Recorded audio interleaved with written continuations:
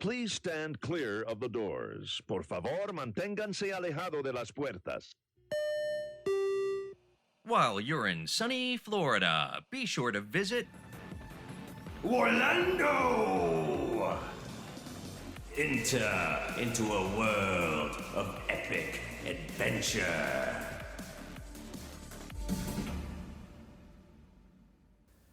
This is our 21st chapter, playing the Dungeons & Dragons adventure, Out of the Abyss. So any questions or stuff that's popped into your minds over the last week around how we wrapped up last session or any of the events therein? Oh, no. I mean, I think so happy that we had a long rest. Yeah, right. We were. Get those spell slots back. Yeah, that was quite the endurance match. Yeah, The light. That match is. It was a bit of a gauntlet for sure. Yeah. Yeah, and the Earth Elementals, they got some clobbering in them. You're definitely down to like utility spells and cantrips by the end, you guys. Yep. Yep. Yeah.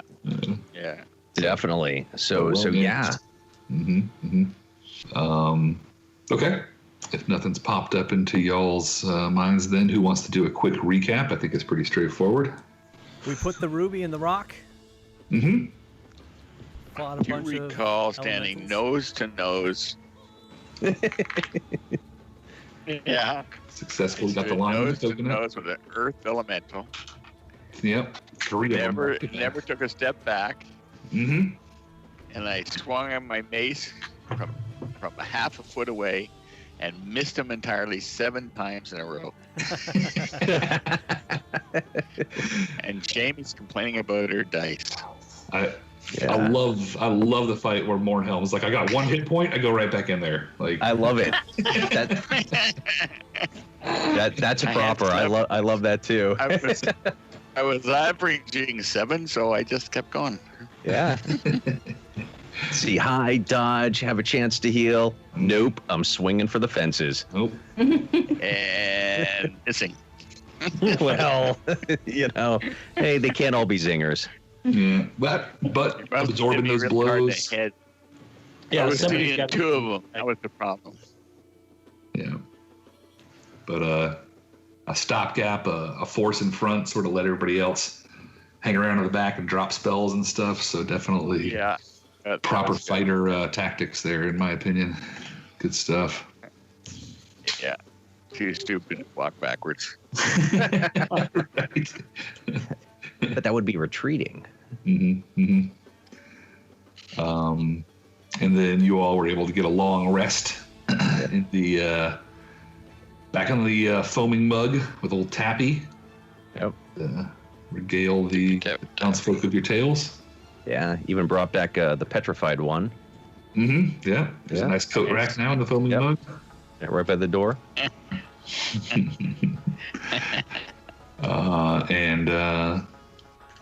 And then you sort of made an uneasy peace or alliance between the Digger Mattoxes and the Goldwhisker clan, the Were-Rat folks. Yes. They had previously As they should be. Useless. Yeah. And we got a pretty cool gift for doing it all. It's true. It's true. Who by a show of hands, or just say who got it? Who did the attack one? I did. You did the attack one. So now you got a +1 magical longsword, basically, right? Great sword. Yep. Oh, great sword. Excuse me. Don't get it twisted. Don't get it confused. Yeah. Great sword. Great. An infinite difference. Yeah. Very nice. I did the save one. Mornhelm. You did defensive stuff. Yeah. Plus the blessing of protection. Yeah, that was pretty cool. So get +1 on my saving throws too. Yeah. Yeah. It's no joke. That's Fox, nice. did you end up taking? I went with the defensive one as well, I believe. Okay. And Mornhelm, did you take the weapon or did you go with the defensive bonus? I think I had a concussion. Did I have a choice? You did. And when you told Gurnik that you I'll take one on the longsword. That'll be fine. All right. So you have now basically a +1 magic longsword in your inventory, or you can put it on any weapon you wish, basically. If I have magic one already, does it go up? Are you wanting to do it to the base? Ooh, Yeah. pretty cool. Yeah. Just asking. Yeah, no problem. You got it. If you want the mace to be +1, no problem. It is already. It was magic, but it wasn't +1 before, I think. Oh, I thought you said it was. That's the only reason I used it a lot of time. Yeah, it Anyway. does. But +1 plus the fire damage on there, it's pretty darn good. Yeah, I agree. Magic mace now. Okay, so +1 on the longsword. Okay. Now you got a second magic weapon, so that's great. Yeah. Third, short sword. All right. Somebody's had a magic short sword. Mm. That I stole. Yeah, I don't know what happened to that short sword. Somebody had it for a while there. It's on Got my a back. +1 dagger. Yeah, I give you Very good. the drow dagger. Was it drow? Yeah, it was like a +1 dagger. It had the spider hilt to it. Mm-hmm. Ah, Well, so this is since the beginning of this Okay. is basically a setup. Like what we're basically doing right now is there's this coming battle for Blingden Stone. So I think this is the conversation we're having right now is perfect because let's just real quick sort out inventory and who's got what and what's there, because that was a little bit of the healing potions. We weren't quite sure where those were at. So if you want to take a few minutes and we can cut this down for time if it takes a little while, but let's definitely sort that out live in terms of who's got what, because there's a pretty big battle for the horizon. Who goes first? do we have any left after I got fed so many? No, that's a good point. I don't think I have any healing potions left. I had just the 2 healing potions, and I used those on Mornhelm. Mhm. Okay. Zoc, do you have any? Yes, I have 1 greater, and I have 1 vial of slipperiness, oil of slipperiness, and a potion of greater healing. And I think I pulled those, and that's when I pulled out the dagger. I think I pulled it out of that fountain there That's that right. had the mucky water in there. I maged hand it. And I know that we have a couple scrolls, but I can't find my notes where the scrolls were. And I think in those scrolls was a healing one of I think a vial of like water breathing. Man, where is that?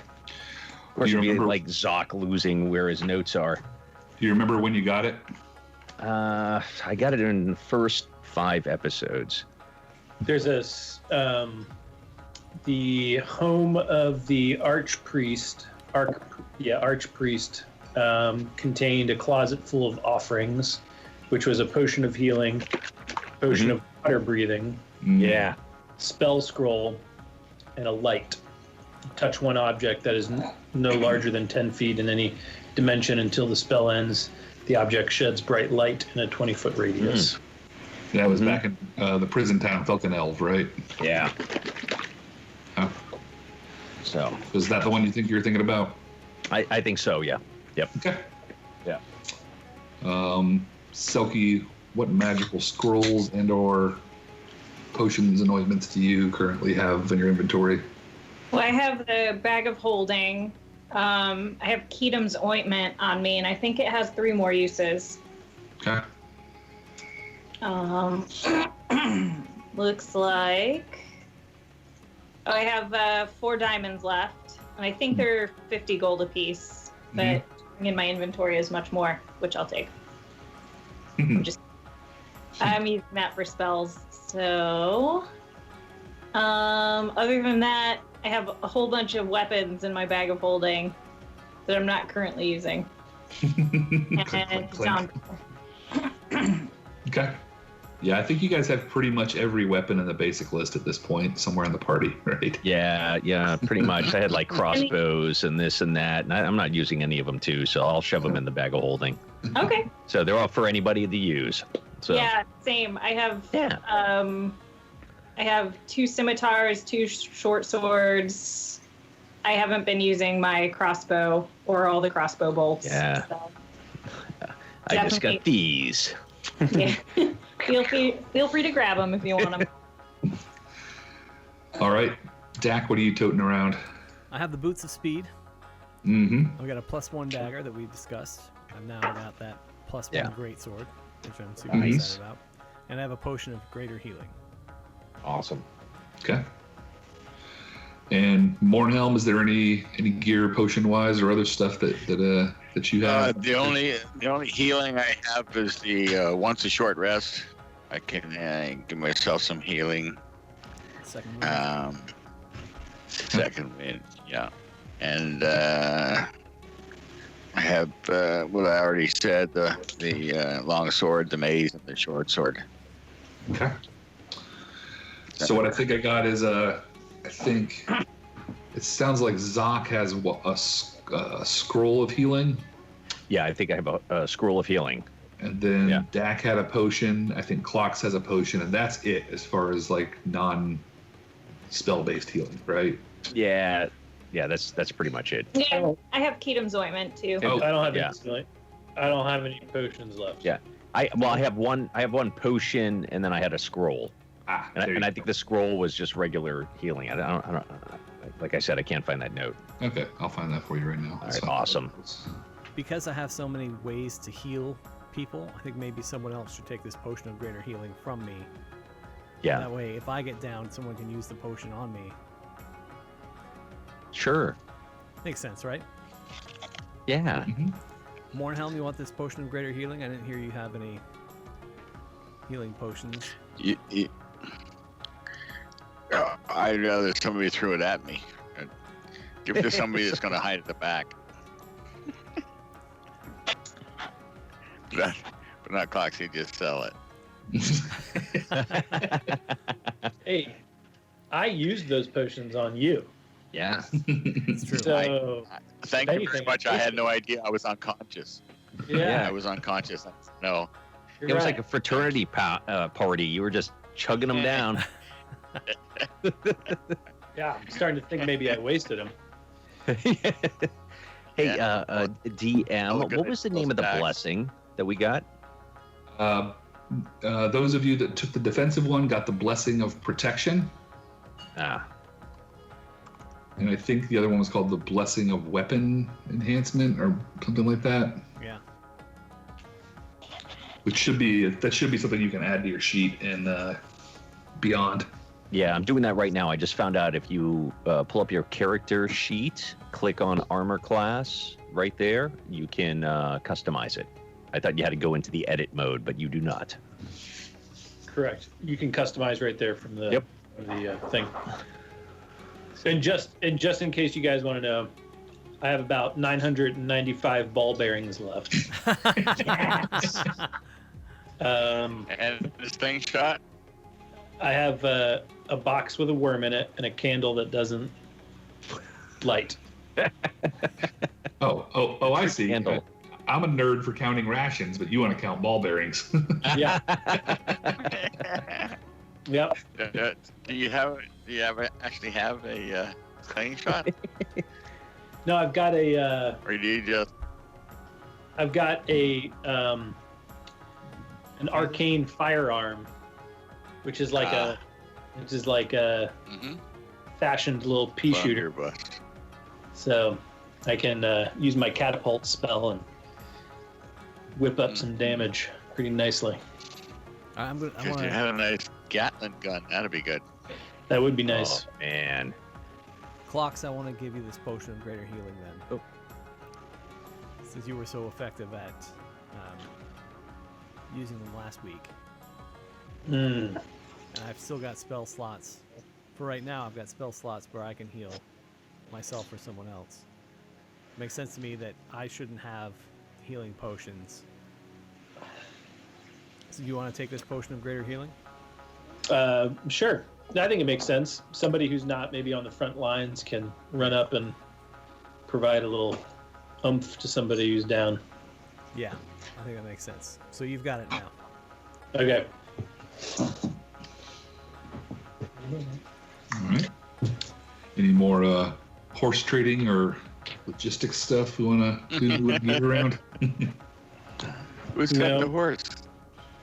I still have a bag of holding, but that's of my own creation, and Gotcha. that's holding all of our. That's holding lots of our money. Not all of it. I think I but had put lots of it. some treasure in the bag of holding that I have, but I don't recall how much. Who's the Um, bloody hell heads in yours too, Clance? Yep, and I do have a head. Let's not forget. Which Yeah, head? I have a bloody Let's head. not forget her in this coming battle. You have a bloody head too? No, I I have. had stock head. Medusa head. I have the Medusa Oh. head. Yeah, it's in my bedroll. Oh, did we put it in your? That's okay. right. Yeah. All right. Clocks has been like collecting forget a her. accessory along the way. He's got all kinds of little weird. Yeah, I have a feeling like he's really like a Yeah. necromancer, and he's just Confirm. collecting parts to, you I know. do have a few vials of various liquids that have been excreted from Yeah, that's either pretty good. beheadings or. Yeah. You have like toenails, and I think like an actual like a finger, and Take one of the little snake heads. Yep, I have the Yeah. You snake have head. a head. That's on it's my. just not Medusa's head. That's on my hat currently. Mhm. It's like the buckle around the top of my hat. You know. Right. yeah. Yeah, eventually you're gonna get enough parts. You'll just need a brain from Abby Normal, and you'll be all set to I know. make your own. I've got my little homunculus servant, Cold Drone. Yeah. So maybe I'll make him into Oh, a real boy. a real boy. That's terrifying. it's like it's gonna be like Edward Scissorhands, but gone wrong. I have one question because I've found answers in the forums, but I can't find an official D&D source. It says that if you have a magic weapon, and something say it's a slashing weapon, and something says it resists slashing, that the magic weapon overrides the slashing resistance. Oh.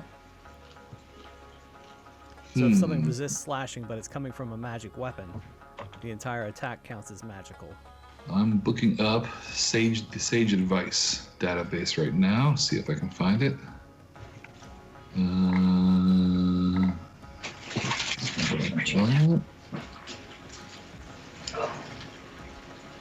Sweetness.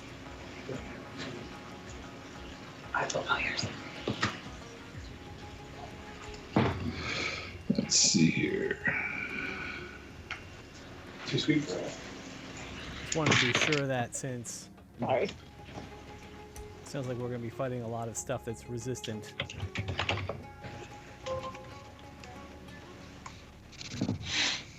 All right. Do magic weapons give you a bonus to attack and damage rolls? Yes.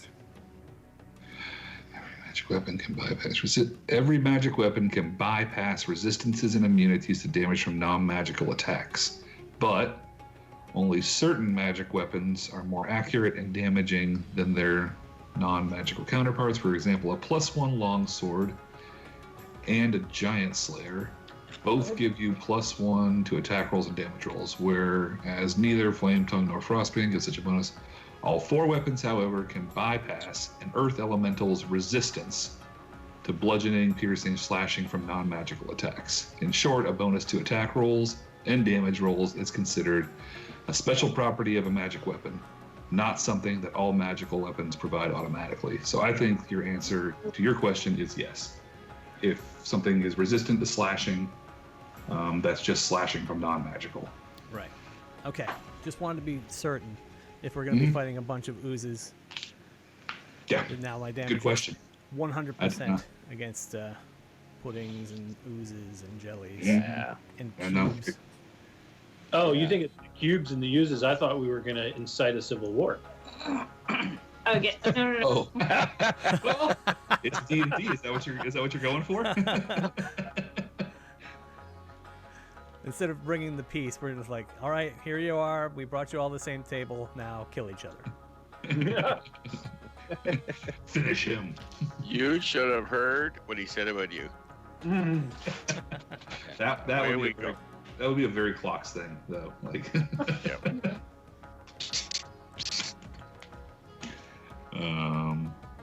good question. I dropped a link in the in Slack too that has Sage Advice website, which is where I go when I'm stuck on a rules thing. It's pretty good.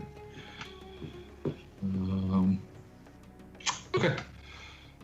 So basically what's going to happen next, and we'll role play it out, for the benefit of the audience and all that good stuff. But we're basically you've been warned that this battle is coming, and we're going to enter this phase where there's any number of different ways you can help the gnomes prepare for this battle within the city of Blingdenstone. Some of those you've already made progress toward, and there will be other things that come up that people might suggest, but also creative suggestions that you all have are also in there as well. But essentially, you're helping them get ready for what's going to be a pretty epic fight against what would otherwise be overwhelming numbers without your help. So, just as a heads up, that's kind of what we're doing. We're doing sort of that the scene in Two Towers. That's like the night before Helm's Deep, right? Everybody's like strapping up the gear, bolstering the defenses, like just getting ready, right? Yeah. But they got proper gear, right? We're not like sharpening sticks for them. Yeah, they've got some stuff for sure. Yeah. They're not. Good. They totally make them. Are there? I want to talk to our host and say, are there multiple ways that attackers can get in? Can we narrow this to just one entrance and exit to the city? The Dorbo Diggermatics will say, "Hey, tactics, I like the way you're thinking. Now, we've caved in many of the entrances across here, as you can see, not just to Clan Goldwhisker, but other parts of the city. I'd suggest a frontal attack here, here, and here," and he'll point to spots on a map, which I'll provide to everyone. He says, if we divide our forces, and then we can draw them all out here, and perhaps get the main of their force into smaller caverns where their numbers won't matter as much. Is there time to close off those other entrances so we can just have the one way in and out? So everything right now is closed. It'll be more a matter of what do you want to open. Okay. So they're going to be coming, in case I didn't narrate it well, the Pudding King and his assault will be coming sort of from another quadrant of Blingdenstone. Mm-hmm. So they won't be coming in from like the main gate or anything like that. This will all sort of be like fighting in the streets, right? Yeah. That kind of stuff. Selkie would want to check in with Globagool to make sure he's not going to give in to the Pudding King's urges. The temptation's there, Selkie. I don't know. I've never felt anything like it. I'll try to be strong. What does anybody not have a magical weapon? That's a good question.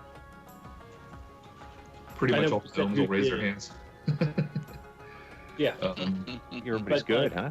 Zoc, do you have a magical weapon? Yes, I have my guitar. Okay, got it. I don't have a magical weapon. I can make a magical weapon. Yeah. That's basically me, too. I can conjure a weapon, any weapon, but I always choose to just conjure musical instruments.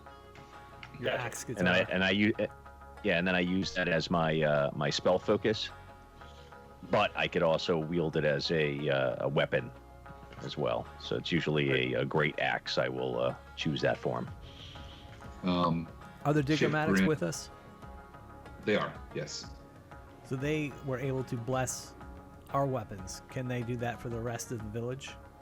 The rest of Blingdenstone? So I'm going to say no, but Chipgrin, who's the leader of Clan Goldwhisker, steps up and says, "Hey, that's great. He doesn't have a Scottish accent. That's the other guy." I'm getting him messed up. He says, "Oh, that's great. You guys got your magic weapons. But what about us? Here's what I'd propose. We've got a little bit of time here. It's not, this isn't coming in an hour or a day or anything like that. What if we sent an entourage to the dwarves, the Durgar and Gracklstug, and they can provide us with Duragar steel to help fight these things. Oh, They love that would us be there. good. Yeah. Is that place even Anything still? you wanted was to get anything you wanted. It's like, oh, that's great. You know the way. Well, you guys should lead the. You guys should escort the wagons. We've got friends there that we could go visit. I play a rather good Duragar, actually. This is great. If we had Duragar steel, that'd be a real advantage when this battle comes. How long will it take us to travel back to Gracklestug? Or whatever party does travel back to Gracklestug? Round trip. I'll look it up for specifics if it ends up happening. But round trip would be somewhere in the neighborhood of 40 days. Now, for narrative purposes, we'll not do what we did before. Like, it'll be quicker than that in gameplay. Just to be clear. But how long do we have until the suspected attack? Right. Sure. So what they can tell you is, they're kind of sequestered right now, right? And while the Pudding King has been sort of picking around the edges of Clan Goldwhisker, he hasn't made a frontal assault yet, basically because of the barricades they have in place. So basically you're in a situation where there's tension, but they can sort of buy time, right? Does that make sense? So like, it's not ideal, like they can't claim the city like they like to, but if you need to make a trip, then you think they could hold them off that long or just keep things blocked. What about a path to the surface? Do they know how to get to the surface from here? Who do you mean? The gnomes of Blingdenstone. Yeah, they do know. They're not at a spot where they trust you with that information just enough yet. So, you trust us with your life, they trust you some, but helping them out with battle preparations would probably be the nail in the coffin. I like what you're thinking. Nail in the coffin. Now, and again, I mean, you guys can try to reconnect with the Myconids who thought they could tell you another way to the surface that doesn't involve all this too, if it's just something we want to bypass. This is my new retirement plan. We gotta defend the city.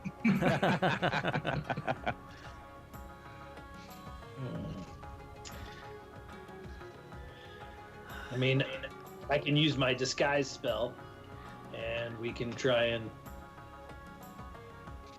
and play the part of a Blingdenstonian.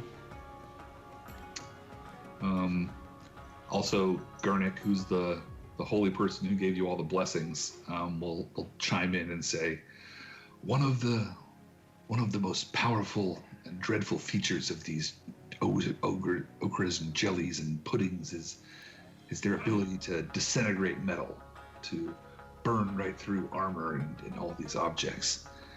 I do know of a potion that can be applied which would negate this effect, but it requires very rare components. The only place that I know that you can get them is a small Myconid community known as Neverlight Grove. If you could return to me. Is that place even standing anymore? Does he just needs potion components? He doesn't need the potion itself? Right, there's some specific things that he can teach you how to get, but they only grow in Neverlight Grove. We're familiar with Neverlight Grove. Tappy's there, and Tappy's like, she kind of like runs up like, oh, what's going on? She's like, wow, you guys have been everywhere. What great heroes.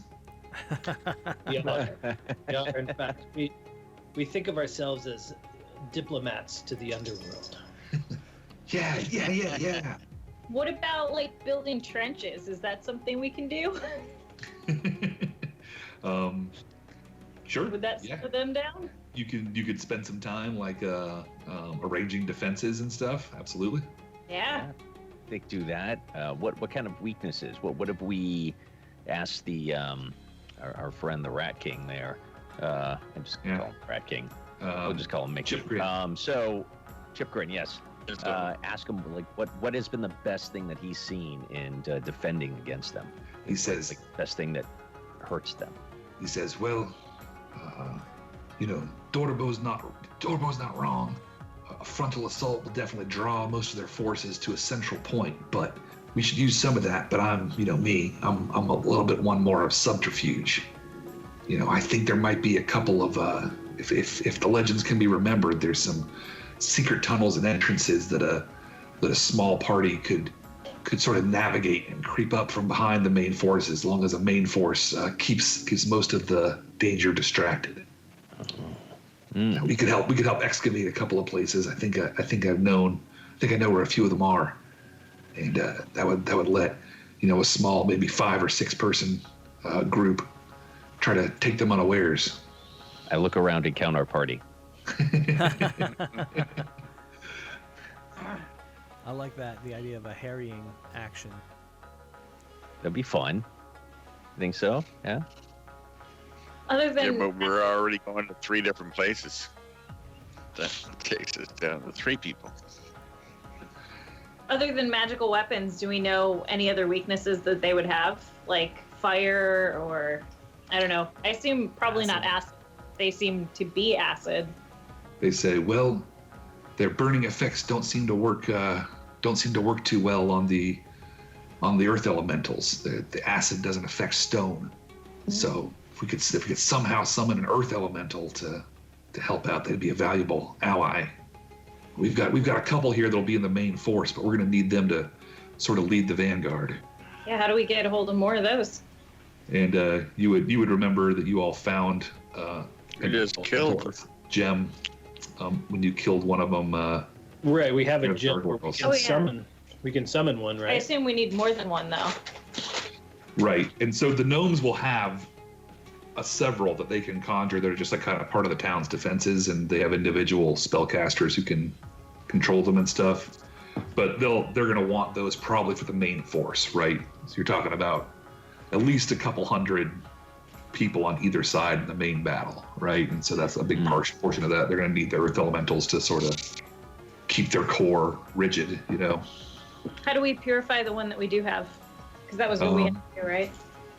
Yeah, you take it out and look at it, and Gurnik says, yes, that's what I mean. Might I see that? Yeah, absolutely. And he takes it, and you all remember there was like a little twisting bit of darkness and black that was inside there, and you see him sort of hold it up, and his eyes sort of blink and then go white when he opens them up, and magic sort of pulses out through his hands, and you see the little flake of black sort of disappear in there, and then he hands it back to you and says, here, when you're ready, this stone has been cleansed. Nice. Oh, wow. I have a tooth that has a little bit, one of those black thingies in it. You could... He says, that's your paladin could probably help you out with that, friend. I don't let him anywhere near my teeth. He's wise. He's very wise. Where would we maybe find more of these stones that summon the earth elementals? He says, well, that's kind of part of the problem, is the part of the caverns the Pudding King controls is sort of back there. That was the court of the old gnomish kings, and that's where he seems to have made his seat. Do we know anything else about this Pudding King? I mean, what about him? Have the Chipgrin can tell you that he knew him as a gnome, and they were miners together 100 years ago back in the day, and so that he was actually once a gnome that has apparently gone quite mad, and really sort of commanding this host of oozes, puddings, ochres, and all manner of inanimate, nasty things. Okay. Maybe we should try and sneak in and assassinate him. Yeah. Chipgrin says, that's exactly right. That's exactly what I'm thinking. We'll have a main force to distract him here, and if you all can use that, that'll draw their troops away from his core, and you can come around through the back, maybe. Seems a good use for our talents. If he goes down, will the oozes go down as well? Unclear. Or at least possibly his control over them. It's a possibility for sure.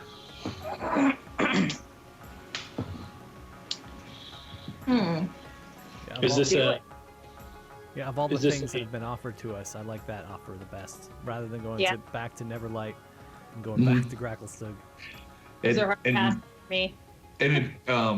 Multiple things are on the table. Whatever y'all want to take advantage of. You have the time. Assume you have the time you need. If you wanna, if any of those other options seems attractive to you. Is there any one weapon that they have like a central sort of like Magical weapon. weapon that's not magical? That is very effective in what they do. Like one thing, like Do they Like a use catapult? acid in their mining? yeah, that if it was to be made magical would help. No, probably their biggest defensive thing is the earth elementals, right? That's sort of Okay. their main what they lean on the most. So I have another. Is there any benefit from us like the whole party going into to do an assassination attempt? Is there are we leaving any sort of holes behind if all of us go? Do some of us need to stay back for the defense, or can all of us go for the assassination? I think we go all or none. Yeah, it's totally up to y'all. I think it's unclear. You don't know what the Pudding King's tactics are going to be, so.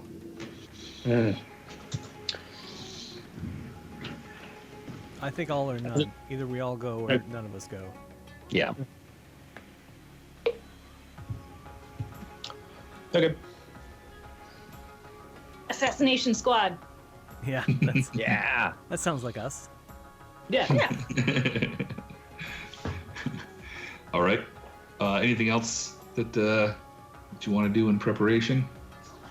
So, and also while you guys are thinking about that, I'm going to give you a map of Blingden Stone here. We're going to call ourselves Assassination Super Squad. Yeah. Okay. ASS for short. Yes. Yes. ASS. Ass front.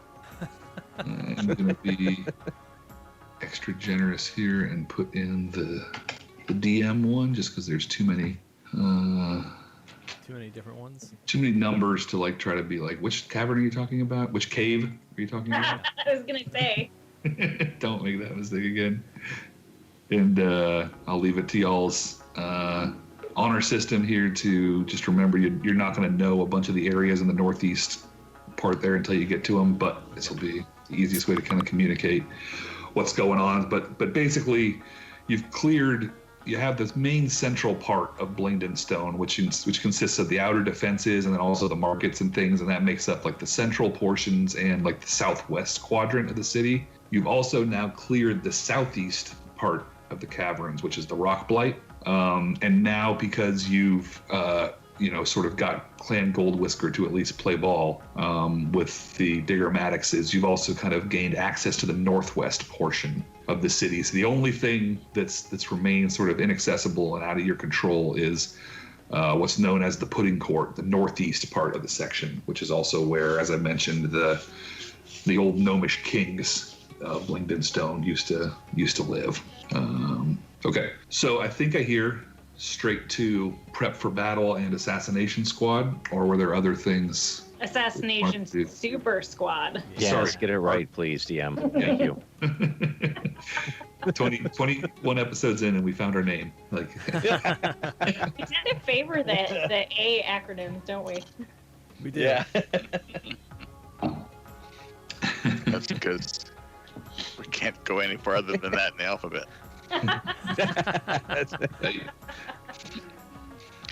Hey, And we're done. and we're done. all right, let me pull that map up on a separate screen here. Do we know what kind of attacks that they do? The oozes? Is it an acid attack? Or is it a Haven't poison? we run up against all these guys? Yeah, you guys Okay. fought Do a we black do, pudding and some oozes in the oozing temple down where you met Glavagool. Right. And the common thing they had was they definitely had this ability to like damage and make less effective standard armor and things like that. no hugging. Right. So if your weapon hits them and it's not magical, it would make the weapon less effective. If it hits your armor during an attack, like your armor might become less effective. Do we know what kind of damage type it is? I think it's acid. Okay. Yeah. Who has acid resistant armor? Or I guess it may be just magical armor, right?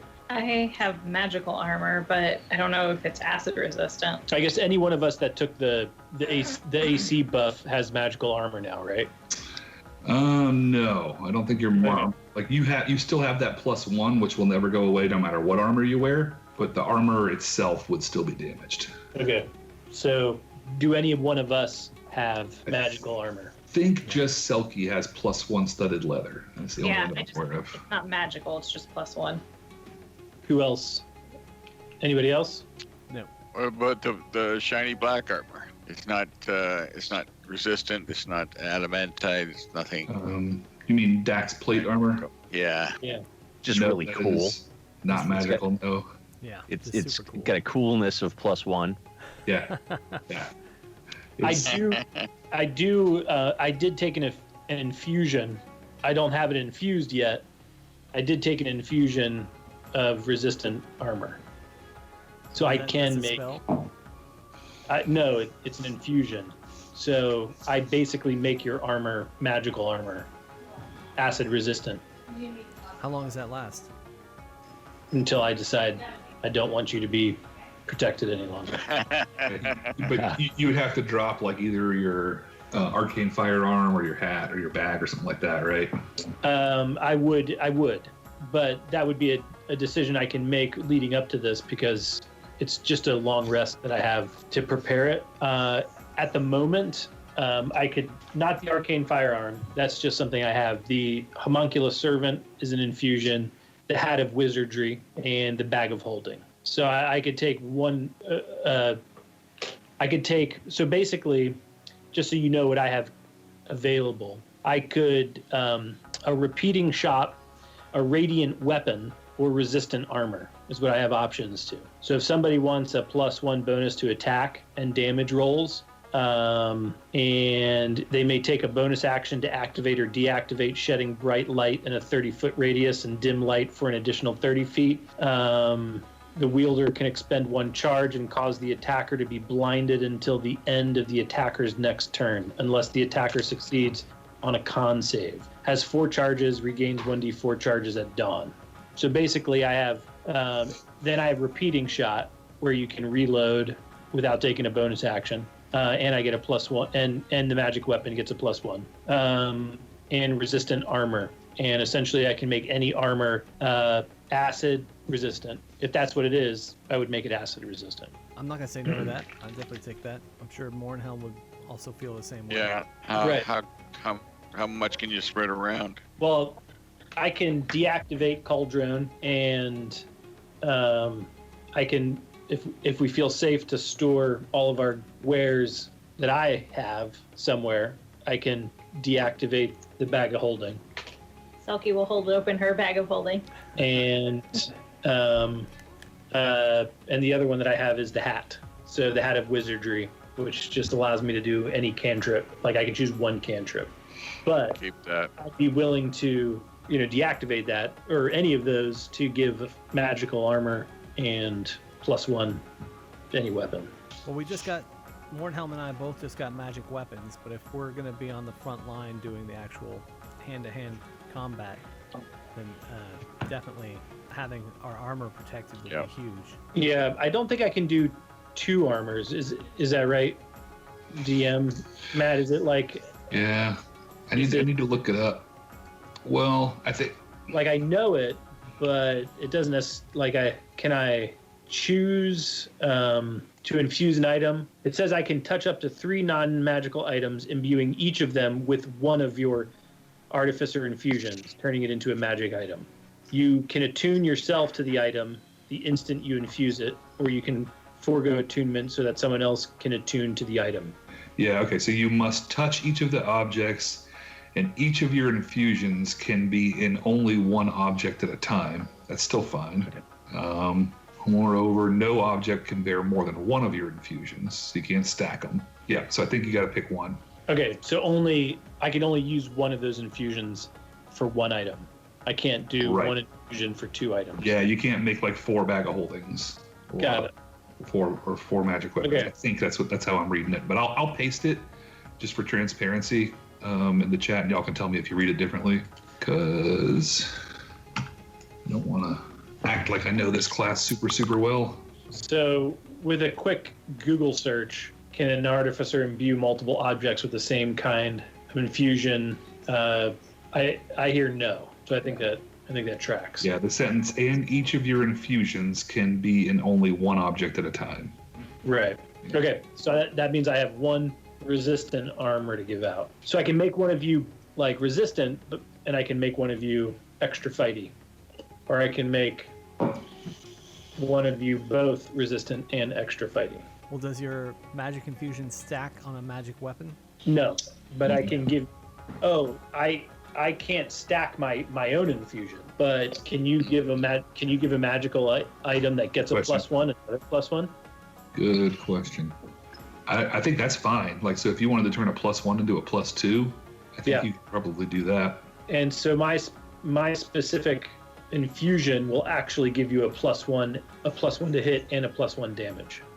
So I think that's probably, I feel like, either up to the 3 of you. Jamie or Selkie already has magical armor, so you don't need the magical armor. I just have +1 armor. So I think it's Dak or Mornhelm. It's not magical. Oh, it's not. No. It is.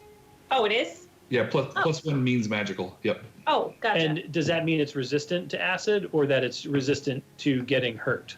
I'm gonna read the monster stat block, you guys, because since you guys already fought them, you would know a fair amount about them. So you guys decide on the other stuff while I look that up. Yeah. So I think it would be Dak or Mornhelm for resistant armor, and then any 3 of you, Selkie, Dak, or Mornhelm, if either of you want a +1, you know what I mean, to hit, and damage, then I can give you guys that.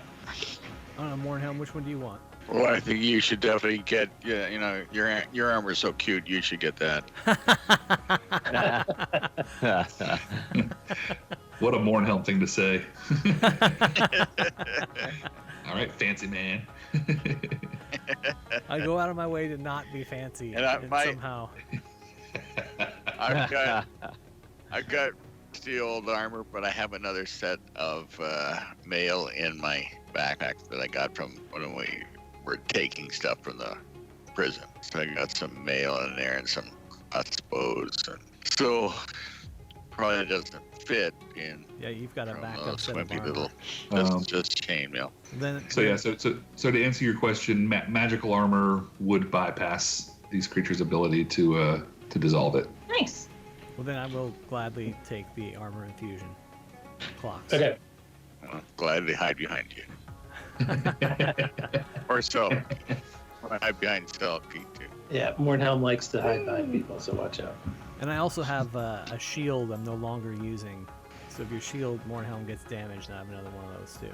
Okay. You still carrying that shield with you? I am still carrying it, even though I haven't used it. in Cool. ages. Okay. All right. Let's ease on down. Good stuff. Any other prep?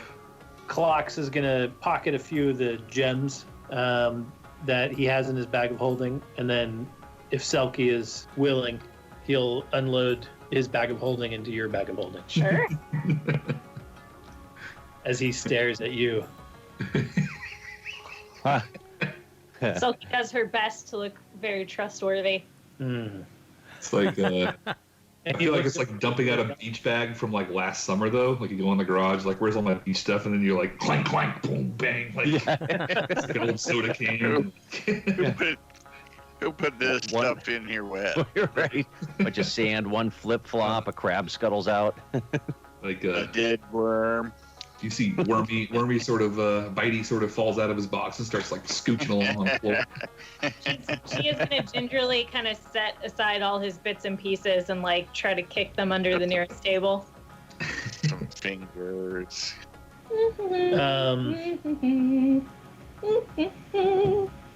All right, so I'm going to choose acid resistance, and And you said it's just acid resistant, or it also gets a +1? I hope that doesn't change your mind, but I don't think it's a +1. It just says creature has resistance to one of the following damage types. Okay. But it is infused. It is magically infused, so it is a magical item. Okay. So you don't get an increase, but you do get acid protection. That's Or perfect. acid resistance. Sorry. That's awesome. Thank you. Yep. What does everybody think Medusa's head would do to one of these slimy bastards? Ooh. Well, that was in Clock's bag, so it's gonna fall out. No, it was, No. Zach, no, it's got in Zach. Zach's got it in his pillowcase. Yeah. Sheets. We transferred it to with it. Zach's bag. Okay. he needed something to snuggle with tonight. Yeah. Yeah. Every That's the 8-year-old bleepy needs end. stuffy. Yeah. Oh, Will is outraged. She says not every 8-year-old. So, the last Fair enough.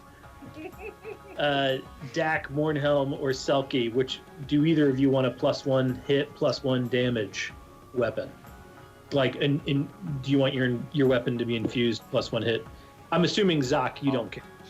Oh my Nah, God. I mean, if you do, I'll give it to you. Nah. Give it to them. I figured we'll be It's, back. Finger It's point. the whiny bitch. Yeah. +1. I got finger guns. Dawnbringer, the whiny bitch. The whiny. It took a second.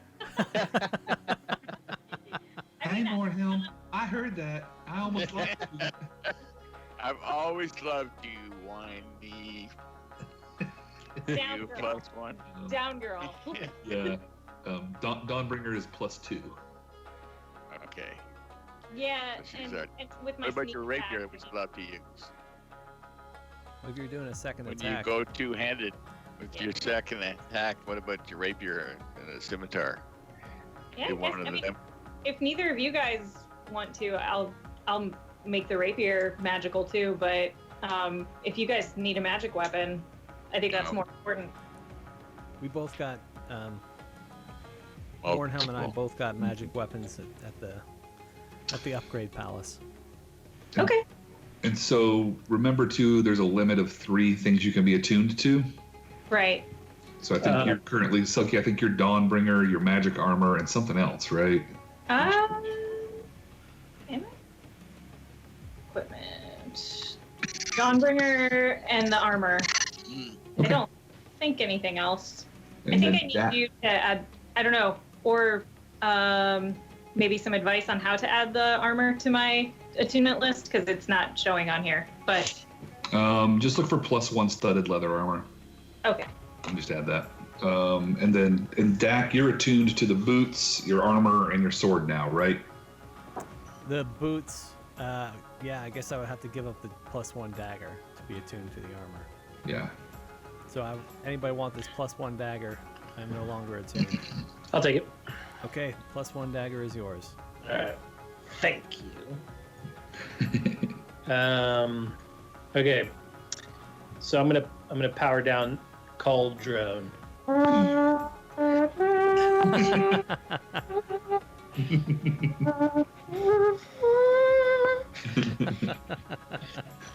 You see, like Bitey like stands up in his like perfect worm salute stance. Exactly. Me and Buddy. Like I'm the #1 pet again. That's right. All right. All right, you guys optimally loaded out. But I keep my hat. Yeah. Not giving up the hat. That hat's awesome. Is everybody's hat appropriate? Hmm Right. Let's go Does into everybody this. have a battle hat? That's a very important Yeah. question. All right. Okay. Oh, Okay. man. All right. If you guys are properly loaded out, then what I'd suggest is let's do our break a little bit early. Go ahead and take it here. Let everybody get their D&D Beyond squared away and ready. Okay. And hit the bathroom. Yeah, that sounds And great. When I come back, we will take you guys down the back entrance to the pudding court on your Yeah. mission to assassinate the Pudding King. Gotcha. Oh. We'll all walk like Scooby-Doo. Yeah. Tiptoe. One thing I wanted to ask was, along with the Pudding King, was there any known associates that Not aren't exactly puddings? Not that you all have heard of. Okay. All right. Gotcha. Well, wait, was Yeah, it all right. Jubilex Oh, that was the demon. The demon. Yeah. You guys would know that Jubilex is the sort of demon lord of oozes who Glavagool told you that awakened him. That you have pretty solid evidence that he's somehow active again in the Underdark. Yeah. All right. But is he in this hole? Yeah, probably. Another member of the With this our little luck, demon yeah. pantheon. Yeah. Yep. I heard Jubilex is a little bitch. All right. So you all have a choice in front of you. There's a blocked off cavern up in the Gold Whisker Warrens, the northwest part of town, that you can use as your entry point, or there is the blocked off cavern that you noticed when you cleansed the Steadfast Stone, which you can use as your point of entry. And the gnomes can tell you either one of those would be a good way to sort of flank the forces as they make their main attacks through sort of the core of the city. Which one do you guys want to do? I'm gonna go on a left-hand path. What's the left-hand one? Doesn't matter to me. I'm just along for the ride. So I'm going to draw upon your expertise. So Left it is. all right, good. That's the way I wanted. All right. Okay. Gold Whisker? Yeah, so the left one, I think it's there's a small blocked off area near Area 7 that you guys they can sort of guide you to, and you guys get to it, and it looks like this. There's just this packed in, mortared and loose rock packed into this opening, and they sent a couple of gnomes along with you. They're like, all right, that's where you're gonna want to make your way in. Now, normally it would take us a couple of days of pulling all this rock out and getting out of your way, but we got a special surprise for you guys. And they were like, all right, bring up Blammo. And this like stout little rock gnome or deep gnome sort of like comes up from the back of the ranks, and he puts on like this metal helmet over the top of him and some metal gauntlets, and he pulls this looks like a shale sphere kind of out from inside his cloak that has a little fuse sticking out of the top. And he just starts like grinning. and he says, all right, when they give us the signal and you hear the rest of them charge, you just give me the word and I'm gonna blow this path open to smithereens. This is perfect. I look over to Clocks just to see his reaction. Yeah, so eyes wide. All right, and y'all. All right, you make your way over there, and then you see like sort of around all the other tunnels and the entrances that kind of head up to the northeast of town. There's these like, there's this contingent of like a dozen earth elementals. And there's these, and they're sort of in between their ranks are the Gold Whisker were-rats, who look like they're ready to sort of charge between the earth elemental eggs and be sort of the tip of the spear. And the Digger Maddoxes kind of mount up their armor and then give a word in a flank of all the gnomes from the barracks that you guys went through, all sort of form up behind the earth elementals and the were-rats and look like they have a volley of short bow ready to go. And Chipgrin will take you guys to the side and say, good luck. It's a battle for the soul of the city. If we don't come out of here today, this place might never be cleansed of evil. And Digger Magix will say, I wasn't quite sure of y'all, but if we succeed here, we'll know you as family and take you anywhere you need to go, and you'll always have a place to stay in Blingdenstone. And he sort of, and his wife looks from the back. She sort of nods and then puts on her battle helm and like and gets a little gnomish short sword ready to go. And they go take their place back in that command position, sort of at the back of the ranks. And when you guys are ready, you can give Blammo the word, and the battle will begin. Is Glabagool coming with us? Glabagool says, I haven't, I've been just watching you all now, but there's no way I'm staying out of this one. I'm gonna fight by your side the whole way, Selkie. Yeah, that's what I like to hear, buddy. And Dawnbringer says, Selkie, don't forget about me. I'm ready to go. This is true darkness. Great. Good job. my faithful companion. Yeah. Well, I always knew it. I had my doubts at one point, Selkie, but my faith never wavered. Just like we always do. Dawnbringer. Shh. I was just gonna say, we've got power of friendship.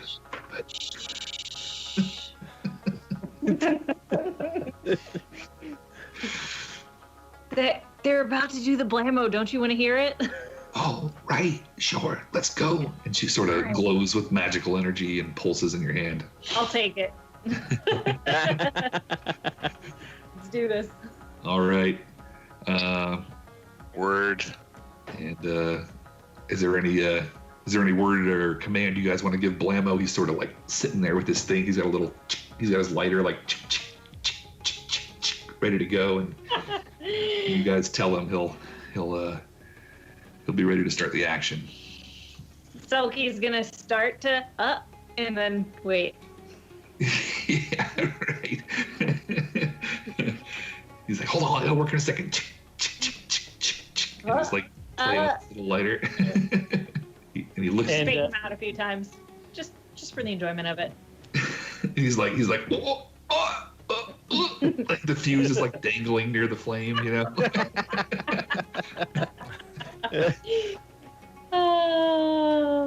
I'll let somebody else make the call. It's never good when I do. Clocks will say, "Here, use this candle. That might help you pass the flame." Perfect. Blammo's like, oh great, and he's like with his lighter, he's like, what's wrong with this thing? Yes.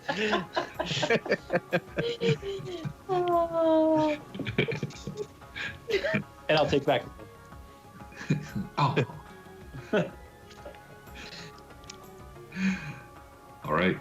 Who wants to say the word? Word. Blammo says, I'll take it. And then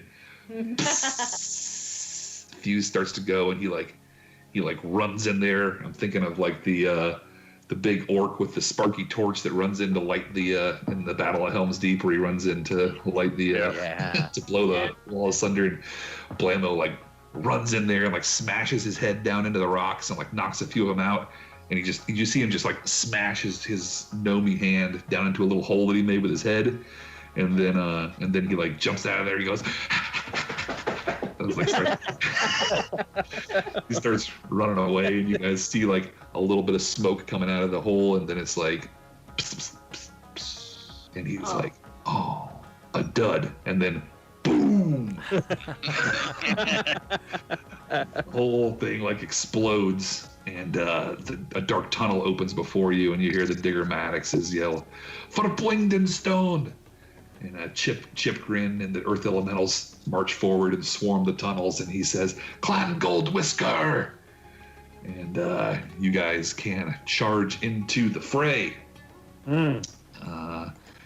You all sort of make your way through a twisting cavern kind of up to the northwest there, and find yourselves approaching one of the larger caverns. But before you get there, what you now know to be a black pudding and an okra jelly sort of swarm out into the mouth of the tunnel ahead of you. I'd like you all to roll initiative to make it past these outer guards.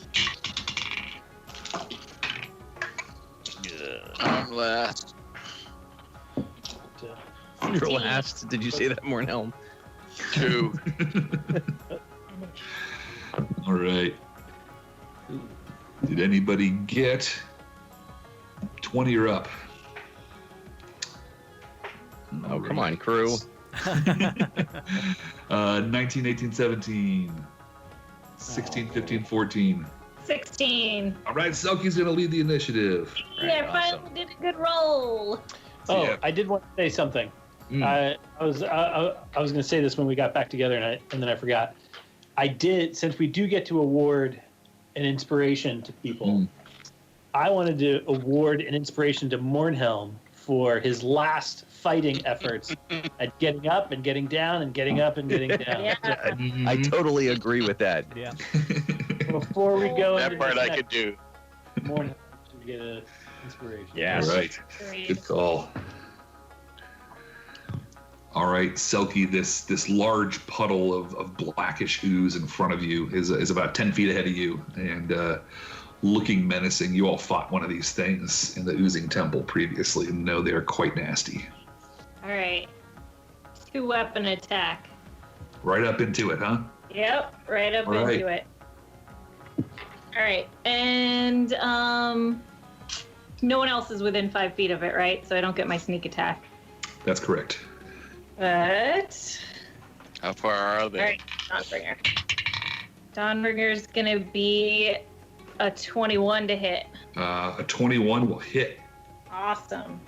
That'll be an 8 damage with Dawnbringer. Yep. And whoa, hello. Okay, different dice, I guess. The rapier is 13 to hit. 13 will also hit. Oh, sweet. Thanks to that +1.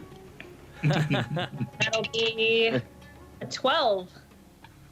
All right, 12 more damage. Damn. And as you slash through it with Dawnbringer, you sort of cleave a magical line of light straight through the core of it, and then the pudding sort of wriggles in pain, but then all of a sudden you see it like divide down the middle and split and become 2. What? Yeah. No. Clavicle, control your relatives. I'm coming, Selkie. I'm moving as fast as my scooches can take me. He's adorable and I love him. All right, that was a 16 on initiative. Selkie, anything else?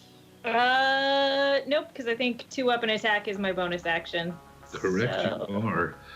All right, 15, 14, 13, 12, 11, 10. Fine. I'm 12. Aye. All right, clocks.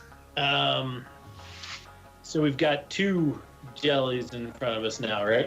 You had 2, now you have 3. You have an okra jelly and 2 black puddings. Okay.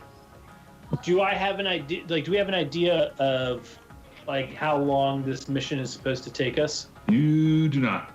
Until we either win or we all die. That's the gist of it. One of the two. Okay. All right. I'm gonna go ahead and I'm gonna cast my Eldritch Cannon, and I'm gonna go ahead and turn it into a flamethrower. Ooh. And I'm gonna put it right there in front. Can I get all 3 of them, you think? In a 15-foot cone? Sure. They haven't moved yet, and they're all pretty tightly packed together. One side note, Selkie, I'm sorry I forgot to tell you. Each time you hit it with an attack, it splashes acid up on you, and while it doesn't corrode anything, you're going to take a total of 8 acid damage. Oh no. God. As the bits of the pudding sort of splash near you. All right, damage noted. But yes, you can catch all of these things in your cone of flamethrower there. Okay. They must make a dexterity saving throw. All right. And 14 is what they're... All right. Fail. All of them fail. Okay. A 14. What I rolled. All right. 14 points. All right. Anything else?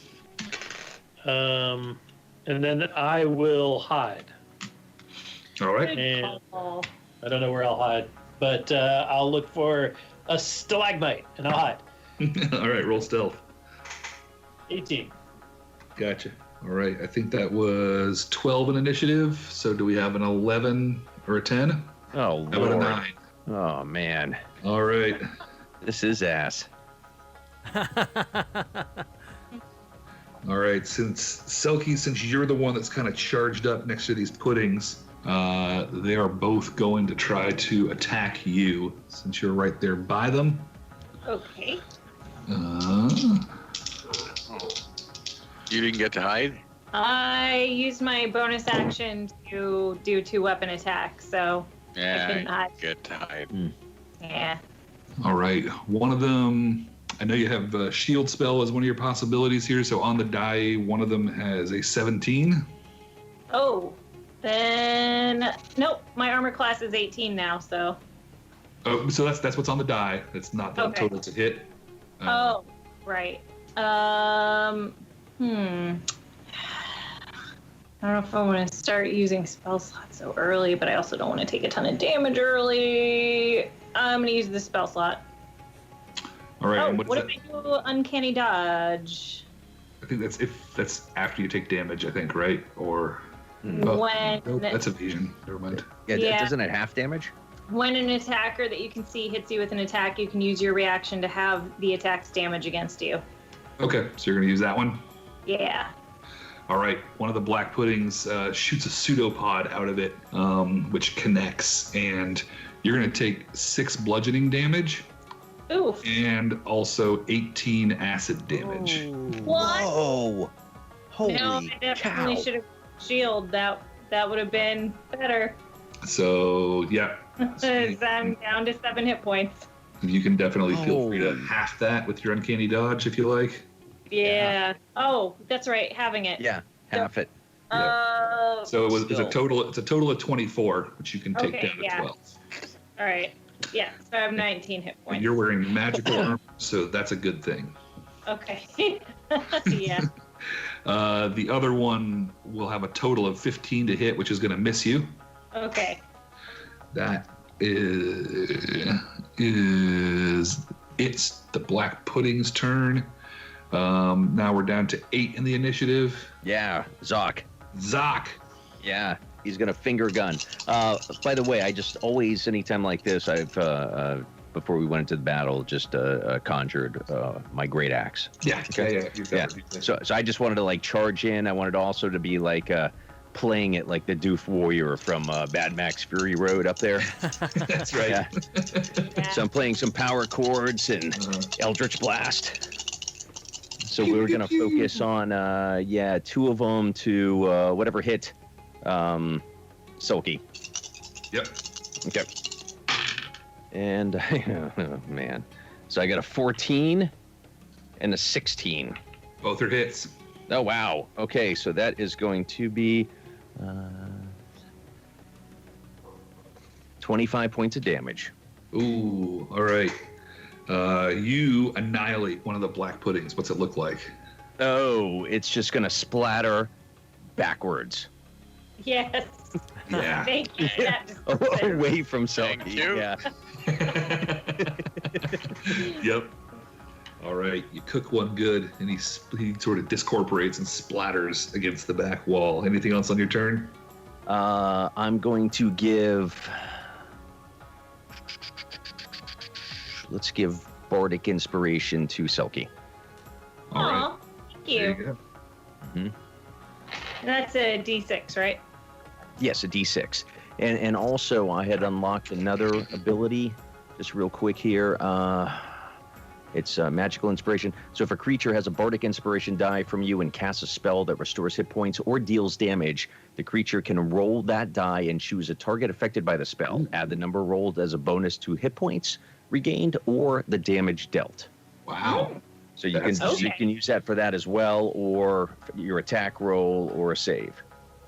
All right. Okay. Cool. Thank you. All right. Well done.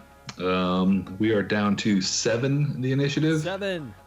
Yeah. Dak, you're up. All right, so there's only one black pudding left. 1 black pudding and 1 ochre jelly. All right, I'm gonna go for the.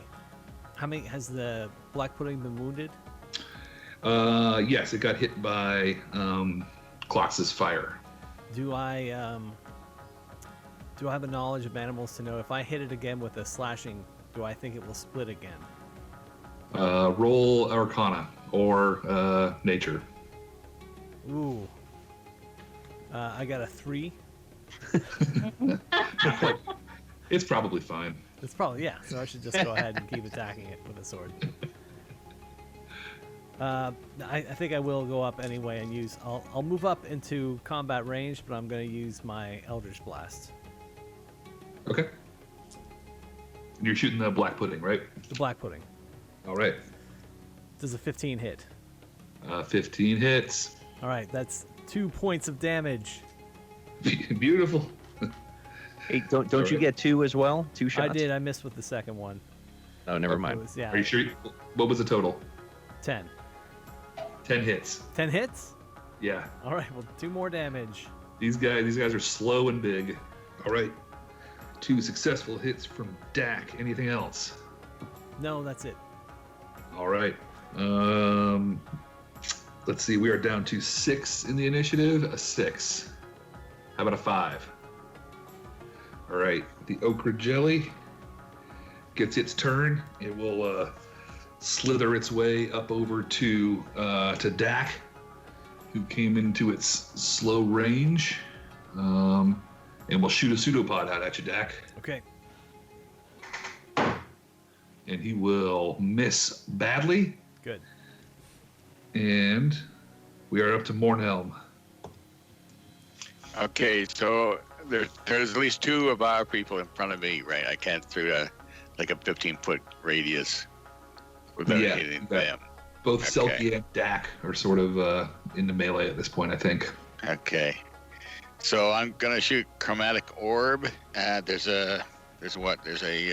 one black mold and one scuzzy other. Yeah, one of them Okay, looks the black- yellow and mucousy, and the other one just looks infectious and sticky acid. Okay, so I rolled 18 and 7, 25. All right, 25 will hit. Which one were you going after? The black.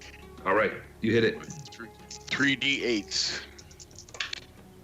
And that's a total of 6, 10, 14. All right.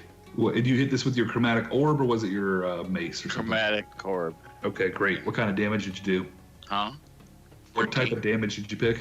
Oh, that's right. I guess we have luck. You did fire the first time, didn't you? Mm-hmm. Clots? Yep. No? Yeah. Everybody's Okay. gone? Everybody's broke. It was fire damage. I don't know. Well, If you get your choice of force works pretty good because that's the type of hits I'm getting in, and it seems to be working pretty good too. 14 of lightning damage. Okay. Ooh. Can't hear me. Yeah, we Can't can hear hear you. me. No. Yeah, we can hear you. Okay. Ooh, lightning. But I don't think Matt can you? Yeah. What did you pick? Lightning? Okay. Yep. All right. Unfortunately, this creature is immune to lightning damage. Ah, now we That's why know. I asked the first time if you hit him with fire and that did damage, so I didn't get an answer. Yeah. So I said, like, Yeah. Yeah, fire did work for sure. Okay. Yeah, fire and force so far we know, and now we know lightning doesn't do anything. But everything was broken Just- up. If you had heard someone answer you and Right. say fire worked, would you Yeah. have picked Yeah. fire instead? Yeah. Yeah, But, that's well, that's doesn't matter reasonable. now. But No, I mean, if you just couldn't hear and you were gonna pick something that you know that works, that's fine. I mean, that's just Skype being a pain. okay. So yeah, so if you Give it out. 14 damage on the black guy. all right, so you will burn away and kill the second half of the black pudding with your fire damage. Yep. Nice, well done. We are back to the top. I'm sorry, did you have anything else, Mornhelm, or is that it? I'm only allowed one, right? Yeah, I'm one only spell. used one. Yep. Okay. Okay. Selkie, we're back to the top. There's an ochre jelly staring you down and looking mean. He's actually attacking Dak right now. Do I get the impression that it would take cold damage? You would not know at this point. Okay. So I'd like to take my bonus action to shift. Okay. Which gains me 7 temporary hit points. Okay. Then I'm gonna shoot Ray of Frost at it, trying to avoid attack. Make your attack roll. All right. Frosty. 13. 13 hits. Awesome. 6 cold damage. All right. Takes all of that. That is effective. Sweet. And its speed is reduced by 10 feet until the start of my next turn. All right. Minus 10. Okay. Anything else? Nope, because I used my bonus to shift, so I'm done. Clocks. All right, how many of these do we have left? There's just one okra jelly, sort of a mucusy yellow, slimy thing that's Okay. trying to fight Dak right now. Okay, so I'll command the Eldritch Cannon, the Eldritch Flamethrower, to flame him. So he needs to make a Dex 14 save throw. Fail. Fail. 4 fire damage, I guess. All right. Fire damage is effective. And just for giggles, I'll see what happens. I pull out my crossbow and shoot my crossbow at it. And I get a 25. 25 will hit for sure. And I get 4. 4 more damage. So it takes it all and absorbs the arrow. Yep. Okay. Piercing damage seems to work just fine. Is it larger than me? No, it doesn't matter. Nope, I don't want to do that. Never mind. Okay.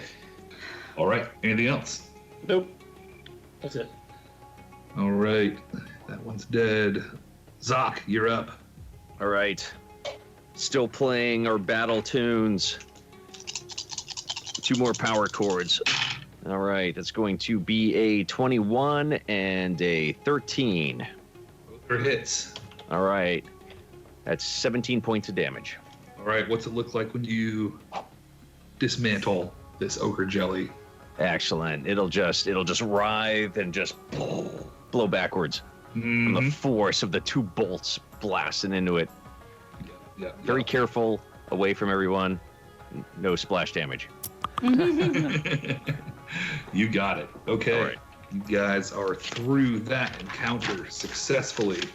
You push your way into, let me give you a room description here. You guys push your way into, you're sort of in this area that's, well, you're not quite to that next room yet. You're in the next cave, and for your next encounter, you hear the battle going on behind you, by the way, and you hear this insane sort of gnomish, but like gurgling and dripping voice screaming, "Fight for your king! Fight for the faceless lord!"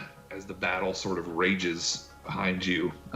You hear like the sound of earth elementals pounding rocks and arrows being loosed in other parts of the caverns. But you all, stepping into your path, all of a sudden, you see around the corner and see a couple, 3 gray oozes, which you guys would know from your adventures in the oozing temple, sort of slink towards you. And I will give you all the option. We can either keep that initiative order or roll a new one.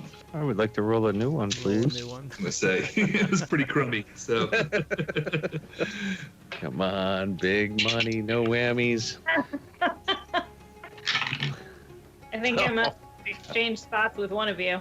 I moved up 2 in the ranks. Dirty 20. Oh, yeah. Look at you. Yeah. Nice. Good job. I'm a half of a dirty 20. Yeah. Dirty 10. filthy dirty 10. That's what they call it. That's what they call it. You can eat wing night, the dirty 10. The dirty 10, yeah.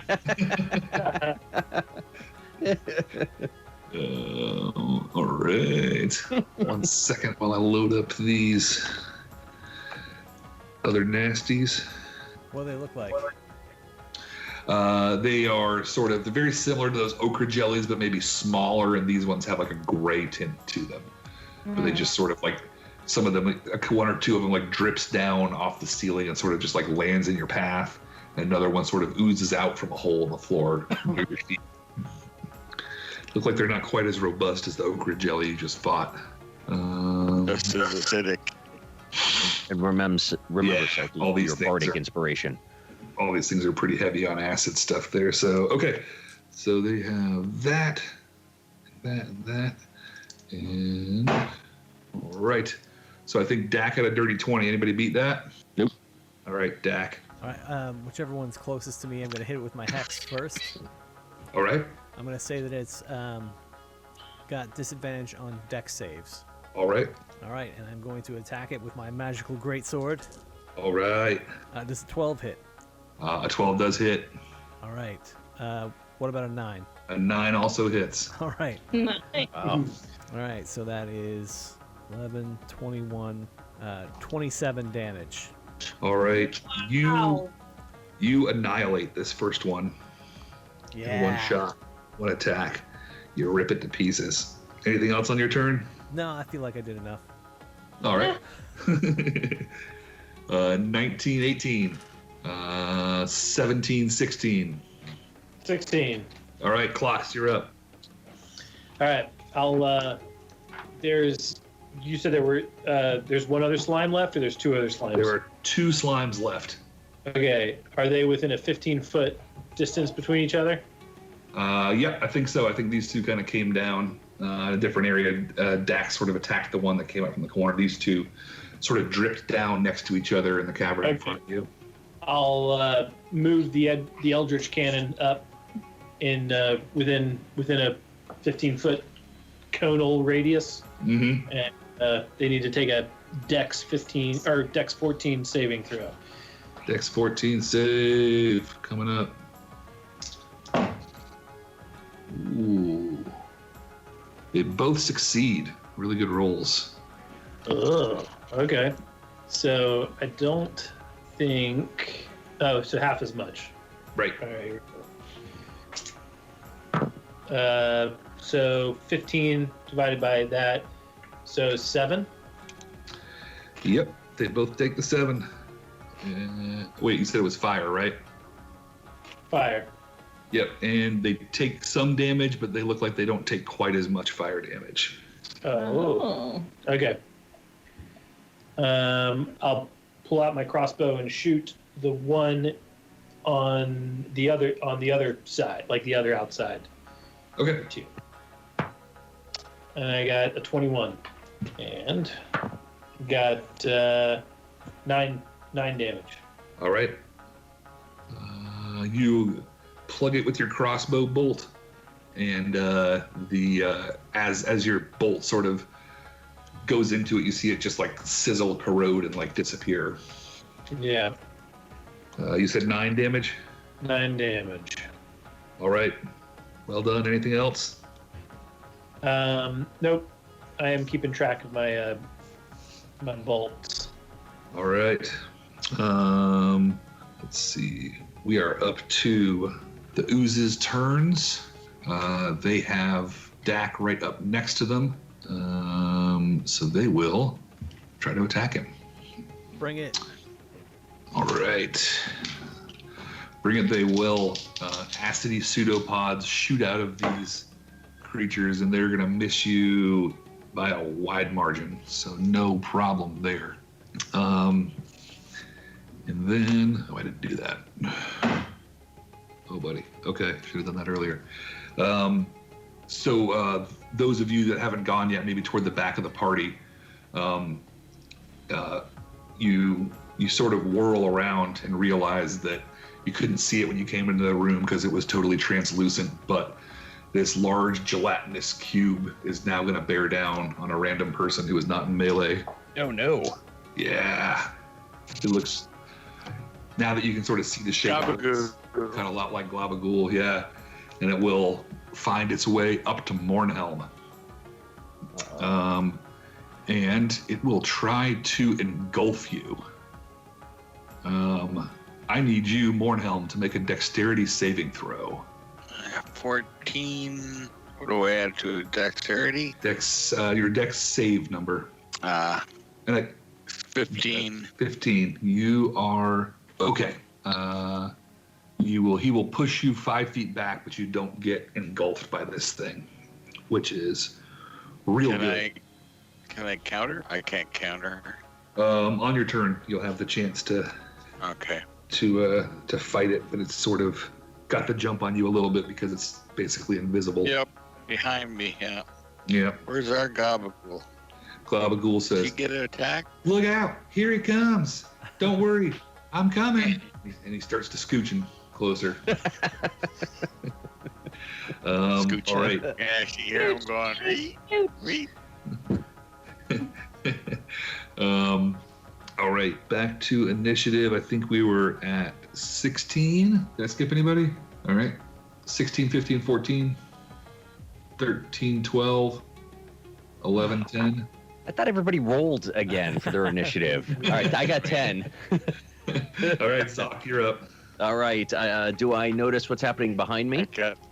Yeah, you see I got an 11. Mornhelm sort of push back on this thing that tries to just swallow him whole.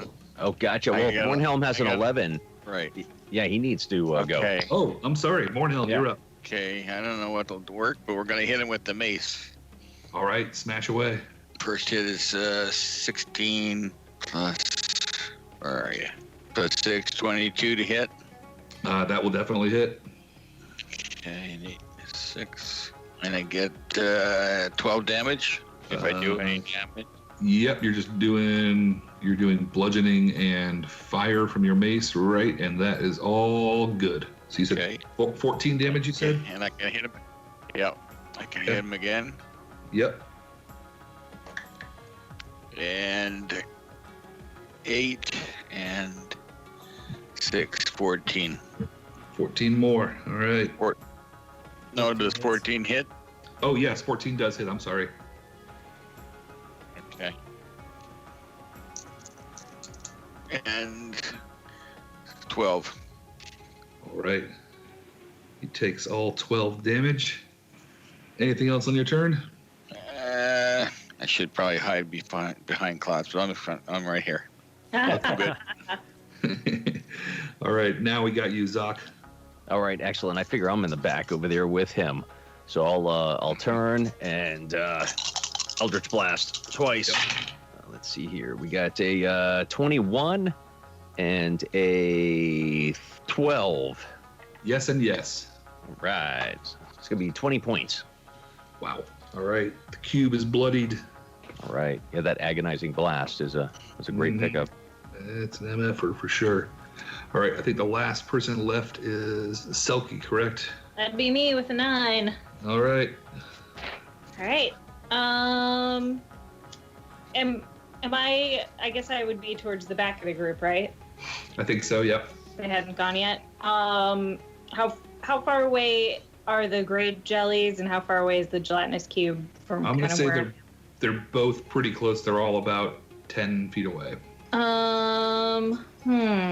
Would I know if a gelatinous cube would be likely to split if I went after Dawnbringer, or if I used Dawnbringer to go after it? I don't think you fought one of these before, so no, I'm not sure you would know. All right, I'm gonna risk it. I'm gonna do a 2-weapon attack with Dawnbringer. All right. Dawnbringer's gonna be 15. 15 hits. 15 hits. You got Mornhelm adjacent, so there's some sweet sneak attack coming. Sweet. That'll be 3d6. So Dawnbringer's gonna be 22 to damage. All right. It takes all of it and it does not split. Awesome. And then I'm gonna go after it with the rapier as well. All right. And that'll be 21 to to hit. Oh yeah. And another 10 damage. All right. It is pretty beat up, well past bloodied. Anything else on your turn? Yep, that's it for me. All right, Dak, you're up. You've got a couple of gray oozes in your face. All right, I'll move my hex to the one that's next nearest. Okay. First attack. Ooh, does an 11 hit? Pretty sure it does. And yes. All right, that's 11 damage. All right, you kill one of them. Can I now move my hex to the second one? We'll say you moved it to the one that's still alive. Okay. There. Because I did put hex damage on that last attack. Oh, is it a bonus action to move your hex? Or Let me look.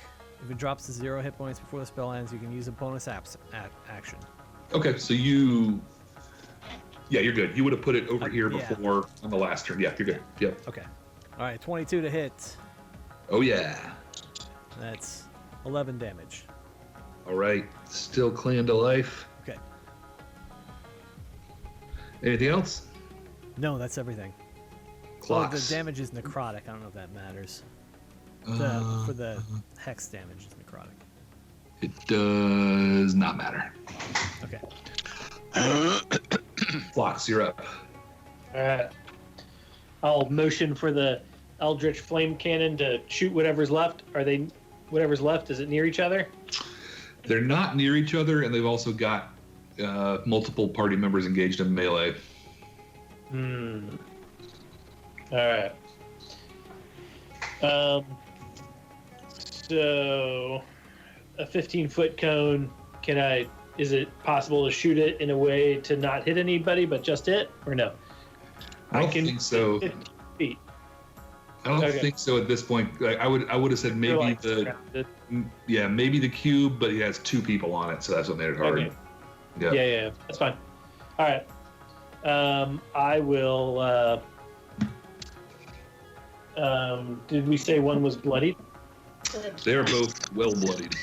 Well bloodied. Okay. So I'll go to the one that has fewer people on it. Okay, so you're gonna go over by Dak. All right. I'll go over by Dak, pull out his dagger, and I'll say, "Yeah, I'll show you how to use this, buddy." And I'll give dagger a go. All right, Got a 13. 13 hits. Okay. Oh, I wanted to use my cantrip. I'm sorry. I kind of thought about it. It's all in my head and forgot to say it out loud. I have green flame blade. Green So basically, I flame. can use my dagger. With the Green flame! flame. Wait a second. Where'd he go? I'm like, there it is. There you go. He perished in flame. All right. So green flame blade gives me an extra D8, All right, Noise. and so I got 10. 10 is enough to slay this thing. What's it look like? Yeah. I just kind of like twist it. I stick it in, and I do like the typical dagger twist, but of course it just starts to ooze, right? Like as I twist it, it just, so then I grab it and I go like this, and it just like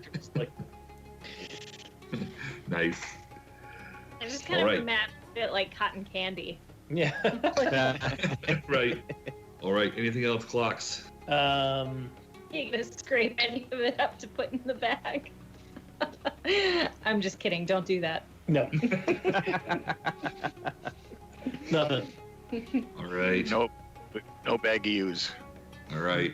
We are back around to the gelatinous cube, who's on its last legs that don't exist. He is going to make one more attempt to try to engulf Mornhelm. Please, another dexterity saving throw, Mornhelm. 18. 18 is good. You're able to avoid it again. Or 19. I mean, I have Dex 1. All right. Nice. You are good. It is now your turn. It's my turn. Yeah. Okay. We're gonna bludgeon him again All right. with a 12. That's good enough. 12 hit him. I got 14, 20.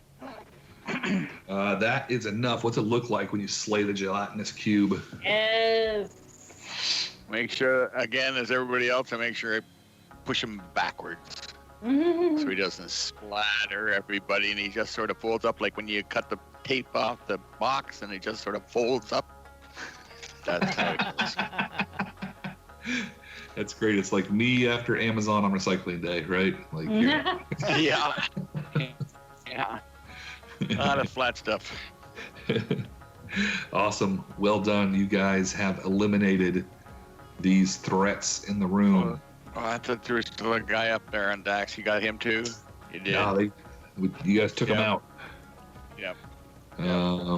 Okay. All right. So as you guys sort of slay the cube and turn your eyes toward the eastern corner of the room, let me see here. One moment.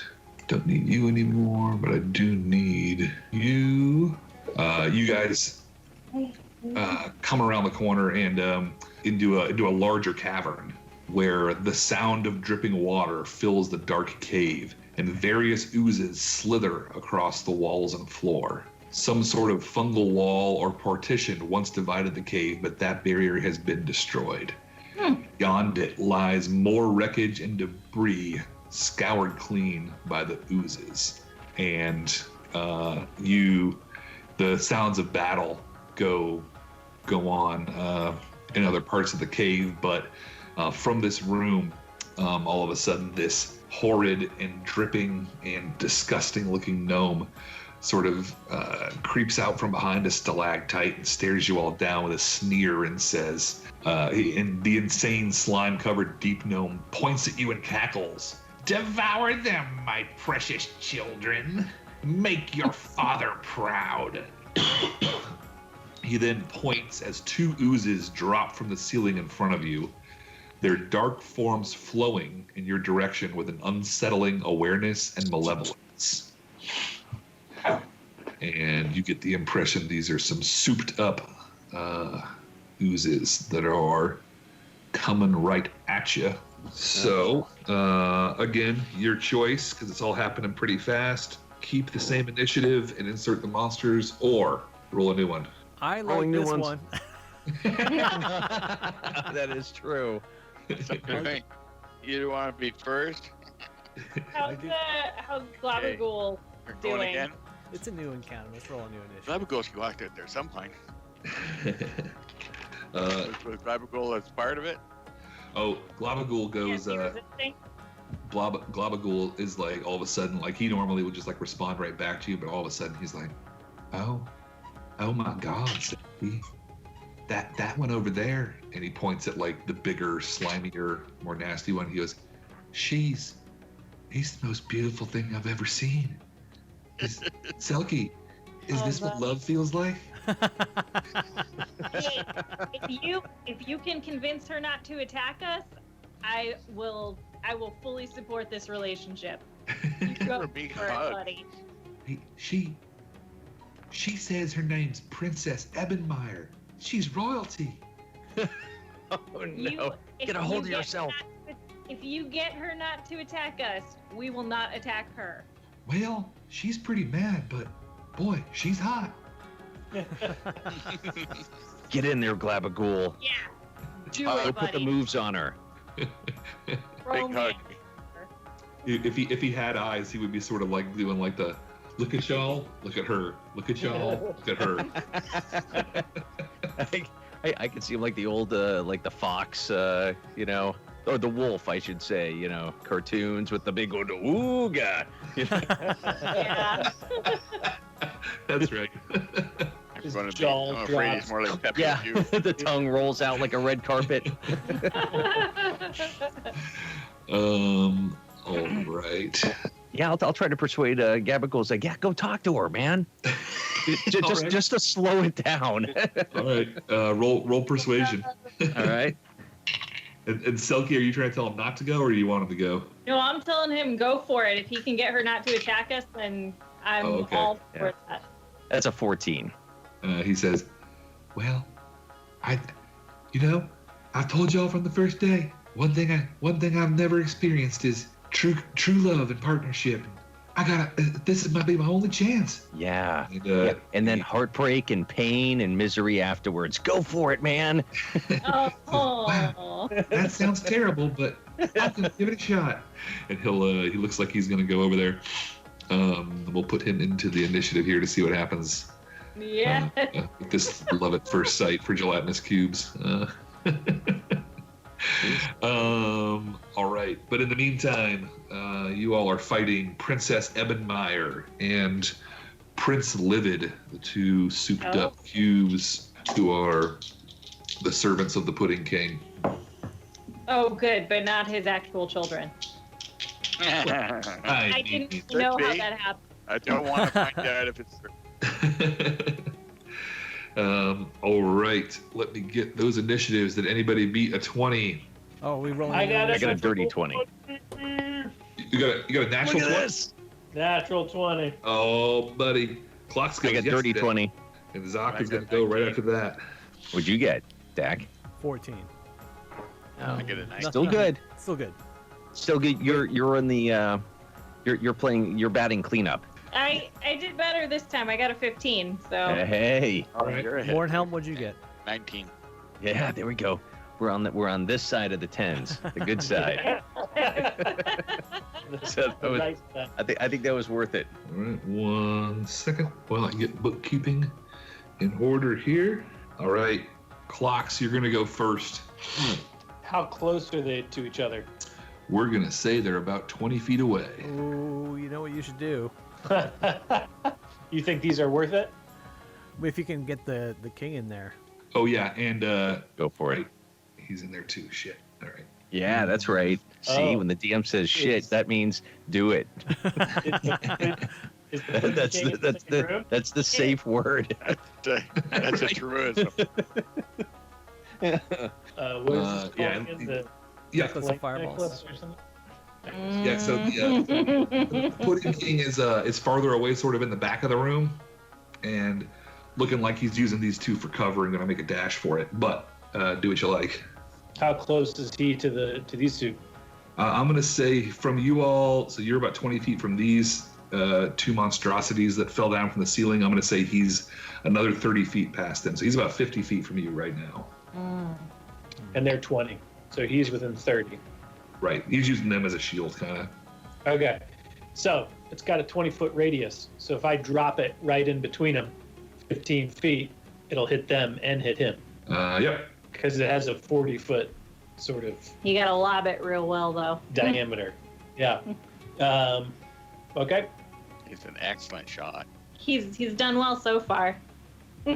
True. All right. I'll launch it. So, all With your right. slingshot. Pew. And I'll use my arcane firearm. All right. So dex saves all around. And fireball. So fireball. Yep. And what is the DC for the fireball necklace? It's not your DC. It's I wanna something say else, it's right? 14. I wanted to say it was 14 or 15 from last time. But Dak, you checked it, so I think don't. it's 14. I don't know what it was. I could be wrong. I can look it up. All right. So Prince Livid is going to fail. Princess Ebenmeyer is going to succeed. And the Pudding King is going to fail. Okay. Good, you didn't hit Globagool's It is a girlfriend. DC 15 save. Yep. All good. Okay.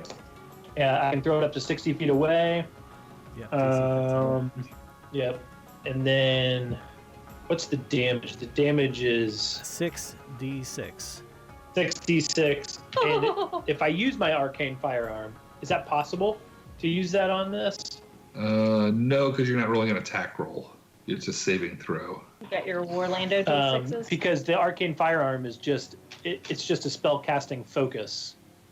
I'm sorry. Oh, for I said for artificer spells. If it's not an artificer spell, which is not.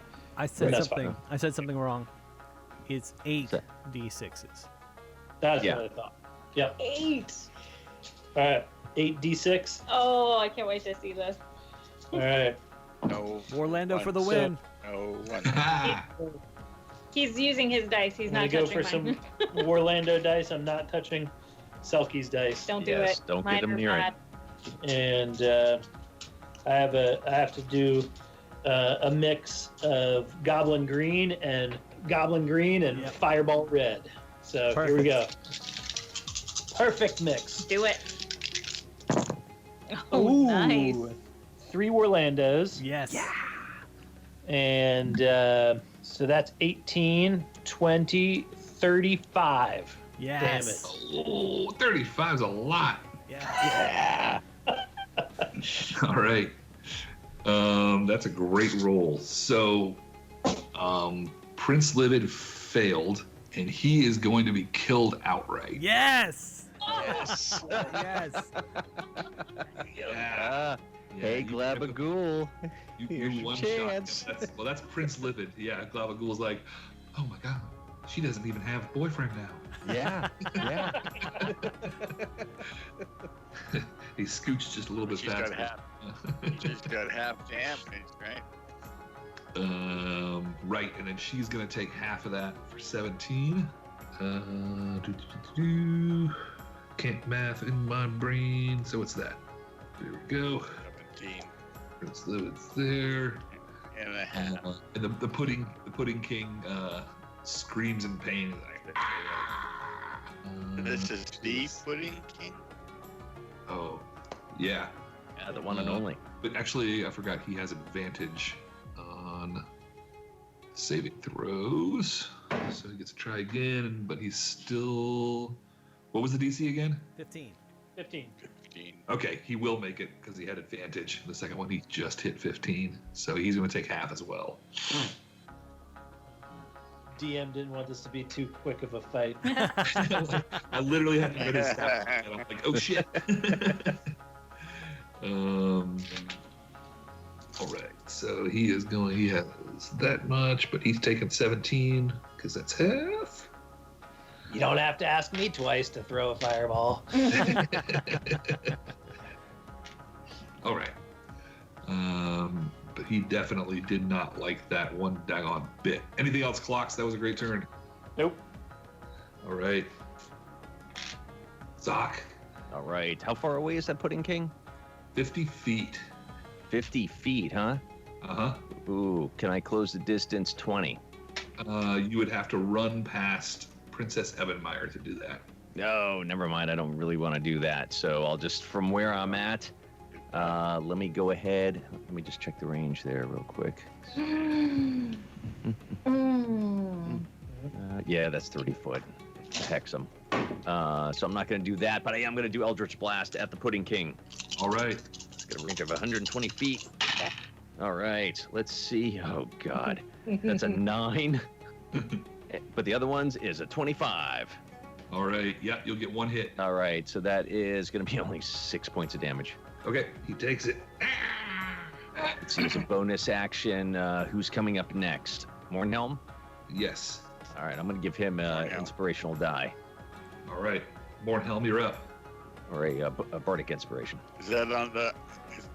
Is it on? That's on the hit. You can use that. You can use that. That's just a roll for the hit. That is, so you have 1d6 of your choice.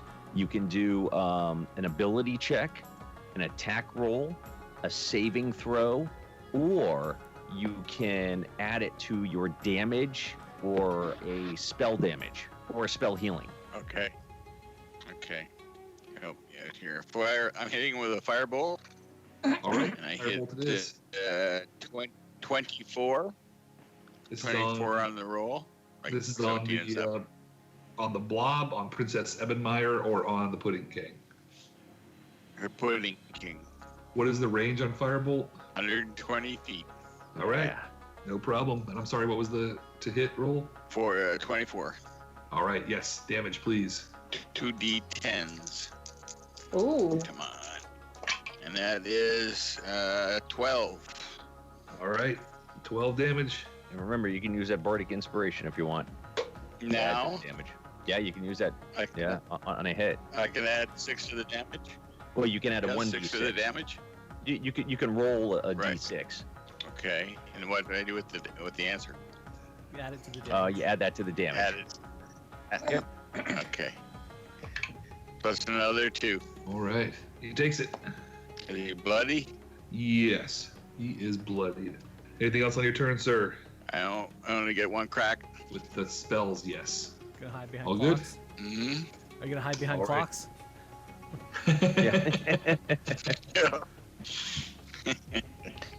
No, I'm already back behind clock already. I haven't moved up. All right.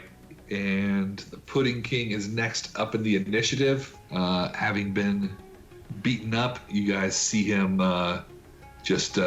he casts Misty Step and disappears in a cloud of smoke, presumably taking off down one of the corridors further into his domain.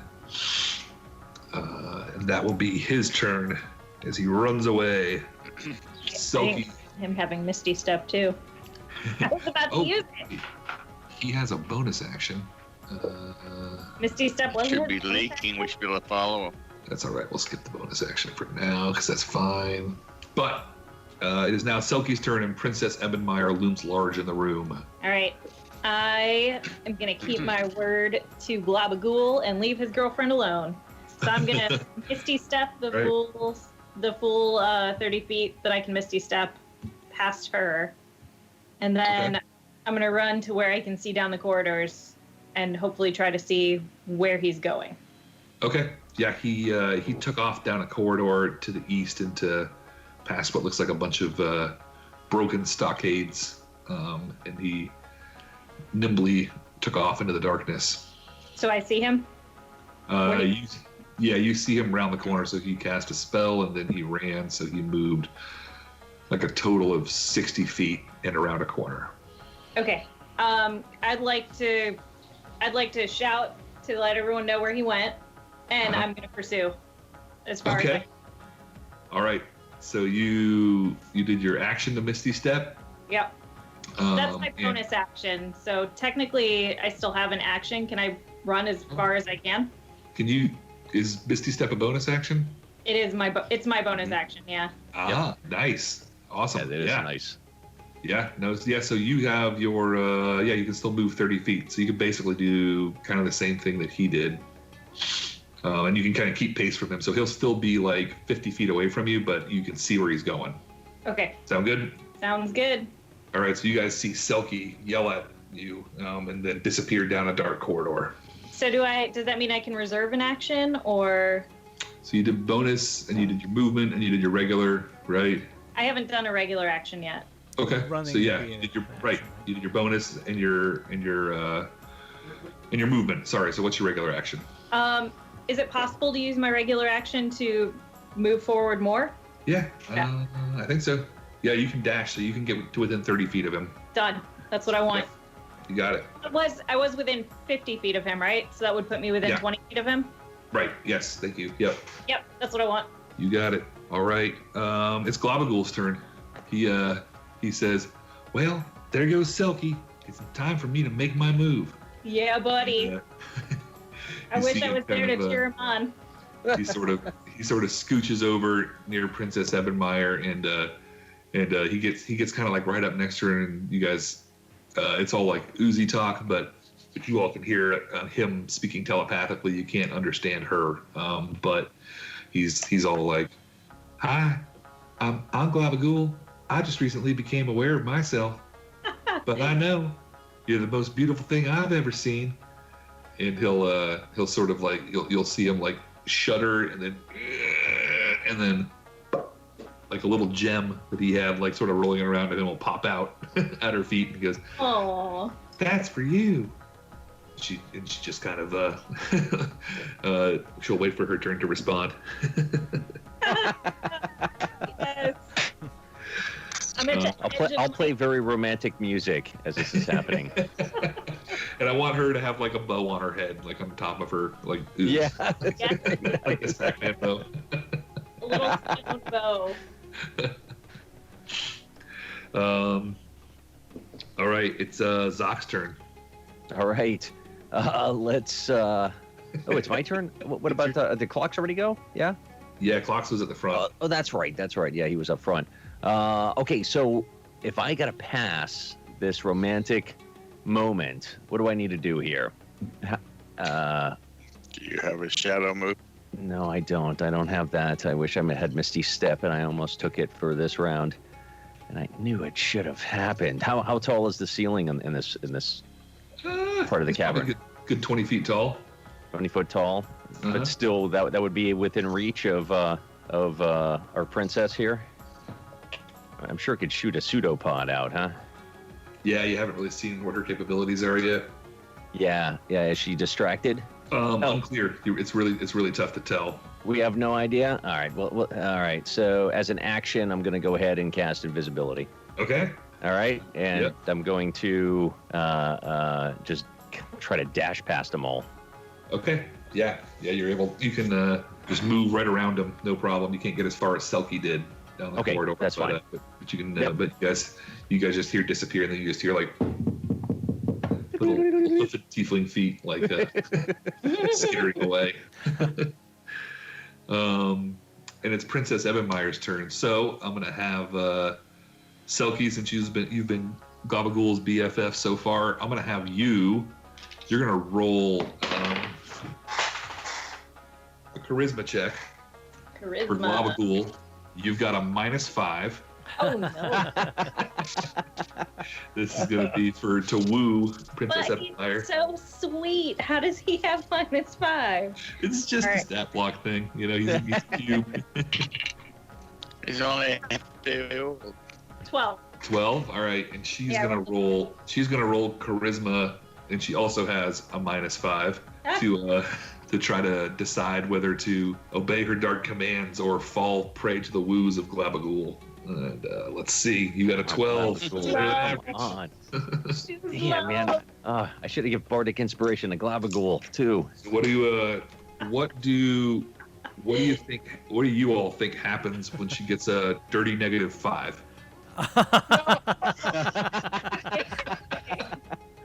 No. That's a natural She one. swoons. Is it natural one? What it sounds like is she rolled a fuck. And Oh no! Yeah. Everyone else is going to leave this cavern very quickly. Turn away. I have a feeling it's very similar to the way praying mantises do it. Oh, not cool. Right up her head. So I'm gonna say she sort of she looked like she was ready to start lobbing globs of acid at you guys, ranged attacks version of crazy ooze powers. But then she sort of just, you see the pseudopod form it's ready to attack, but then it just sort of shoots out and snatches up the gem that he put down there, and then makes a little fingery thing out of a pseudopod and sort of just slides the rock under her finger. Oh my god. Oh. This episode is giving me so many song choices. I can't. I might have to put a couple bonus tracks in there. And then Gabagool says, I think it's. Go ahead. I think it's Elvis Gabagool. Right. He's now the king. And Gabagool says, wow, you guys always believed in me. And he says, now, I really appreciate you guys, but you might not want to see what happens next.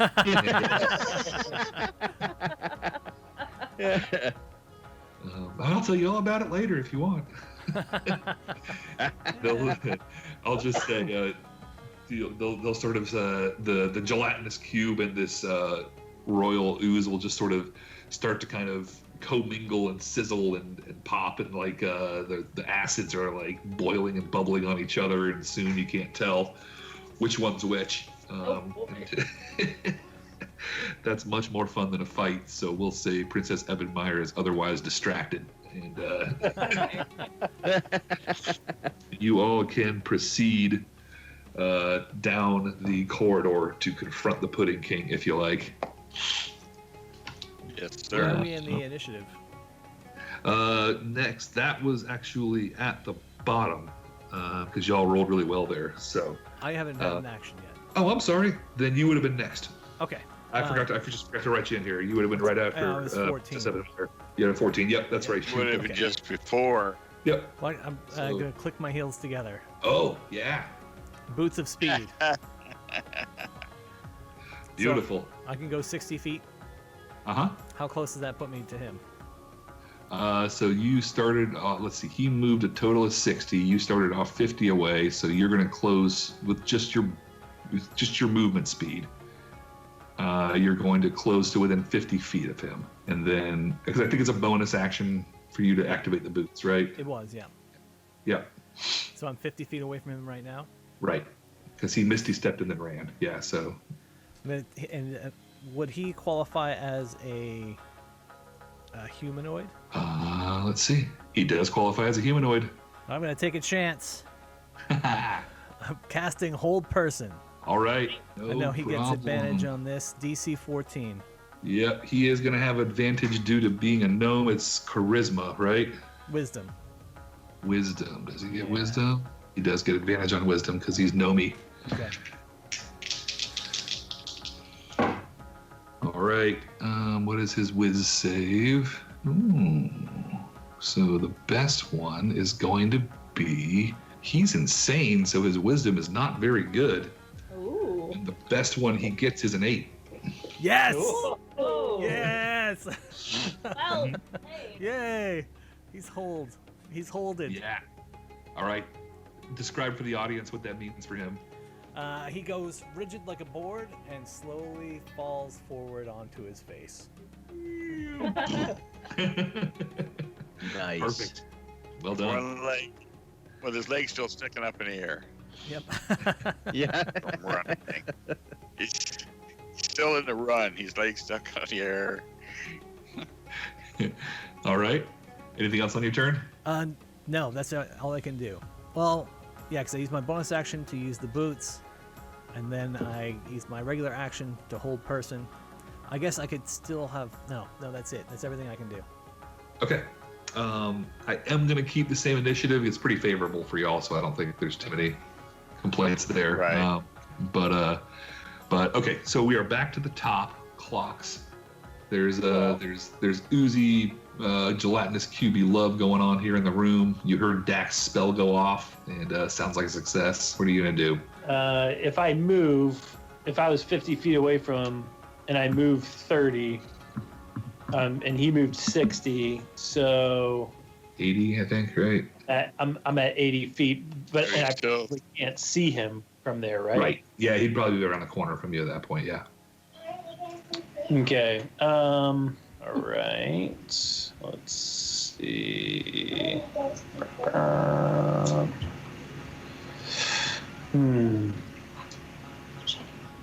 If I was to use something like Scorching Ray, would I have to see him? Oh yeah, it says BS for components, so I think I have to have S is somatic. Is that? Do I have to see him? No, somatic. Somatic means you need to be able to move both hands. Okay. Yeah, it's in the spell description. I think it'll say like Okay, a tree you can see or something like that. Yeah, it says you create 3 rays of fire, hurl them at targets within range. You can hurl them at one target or several. Yeah. And that's it. It says make a ranged spell attack. So maybe that's with ranged spell So attack. yeah, you'd be able to see them. Yep. Okay. All right. So I would have to do a double move to try and catch up, I think. That So I'll sounds do a right. double move. Yep. All right. Yeah, and now as you round the corner, you see like Dax got him sort of frozen in place there on the floor. All right. Sounds good. All right. Zoc, you are muted, sir. Muted. Oh, yep. So I'll keep moving.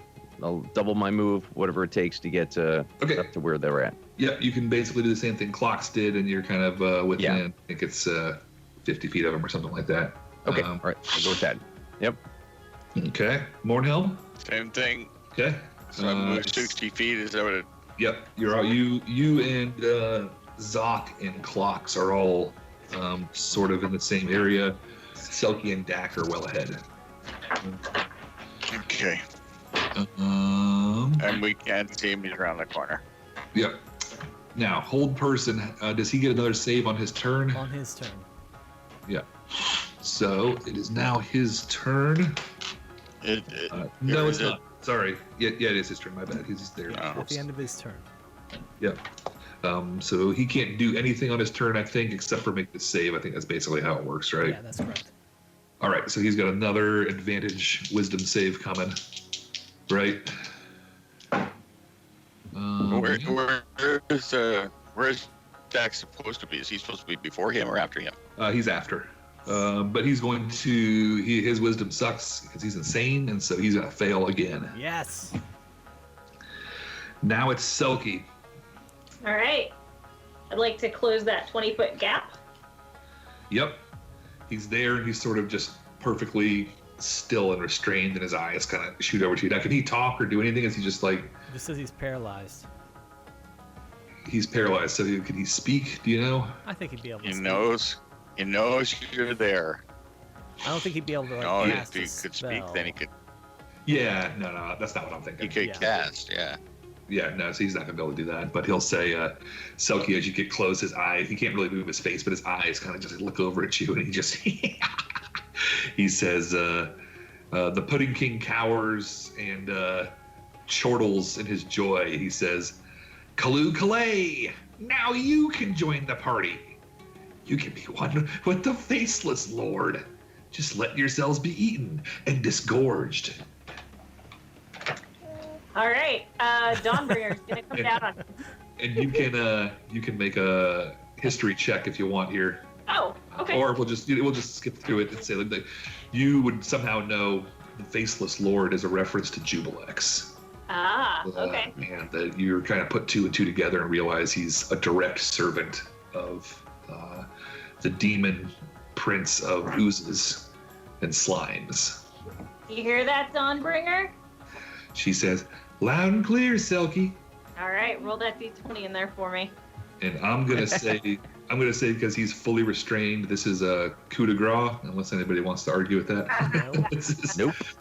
So Go for this it. is going to be an auto crit with all the things. Oh so my Selkie, Either way, she rolled a 20, so. Oh.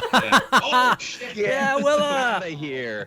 New Easter dice. Yeah. Oh. Love it. Willa for the win. As you Good stuff. as he sort of is bleeding, I'll let you describe how you kill him here in a second, Selkie. But as he's dying, he sort of laughs and says, "You haven't won. No. Well, we will rise from our children. We will be reborn from the Faceless Lord. Jubilex will consume the banquet of the Queen of Fungi, and we will all grow." Sorry about that. And now describe how you He's really sick.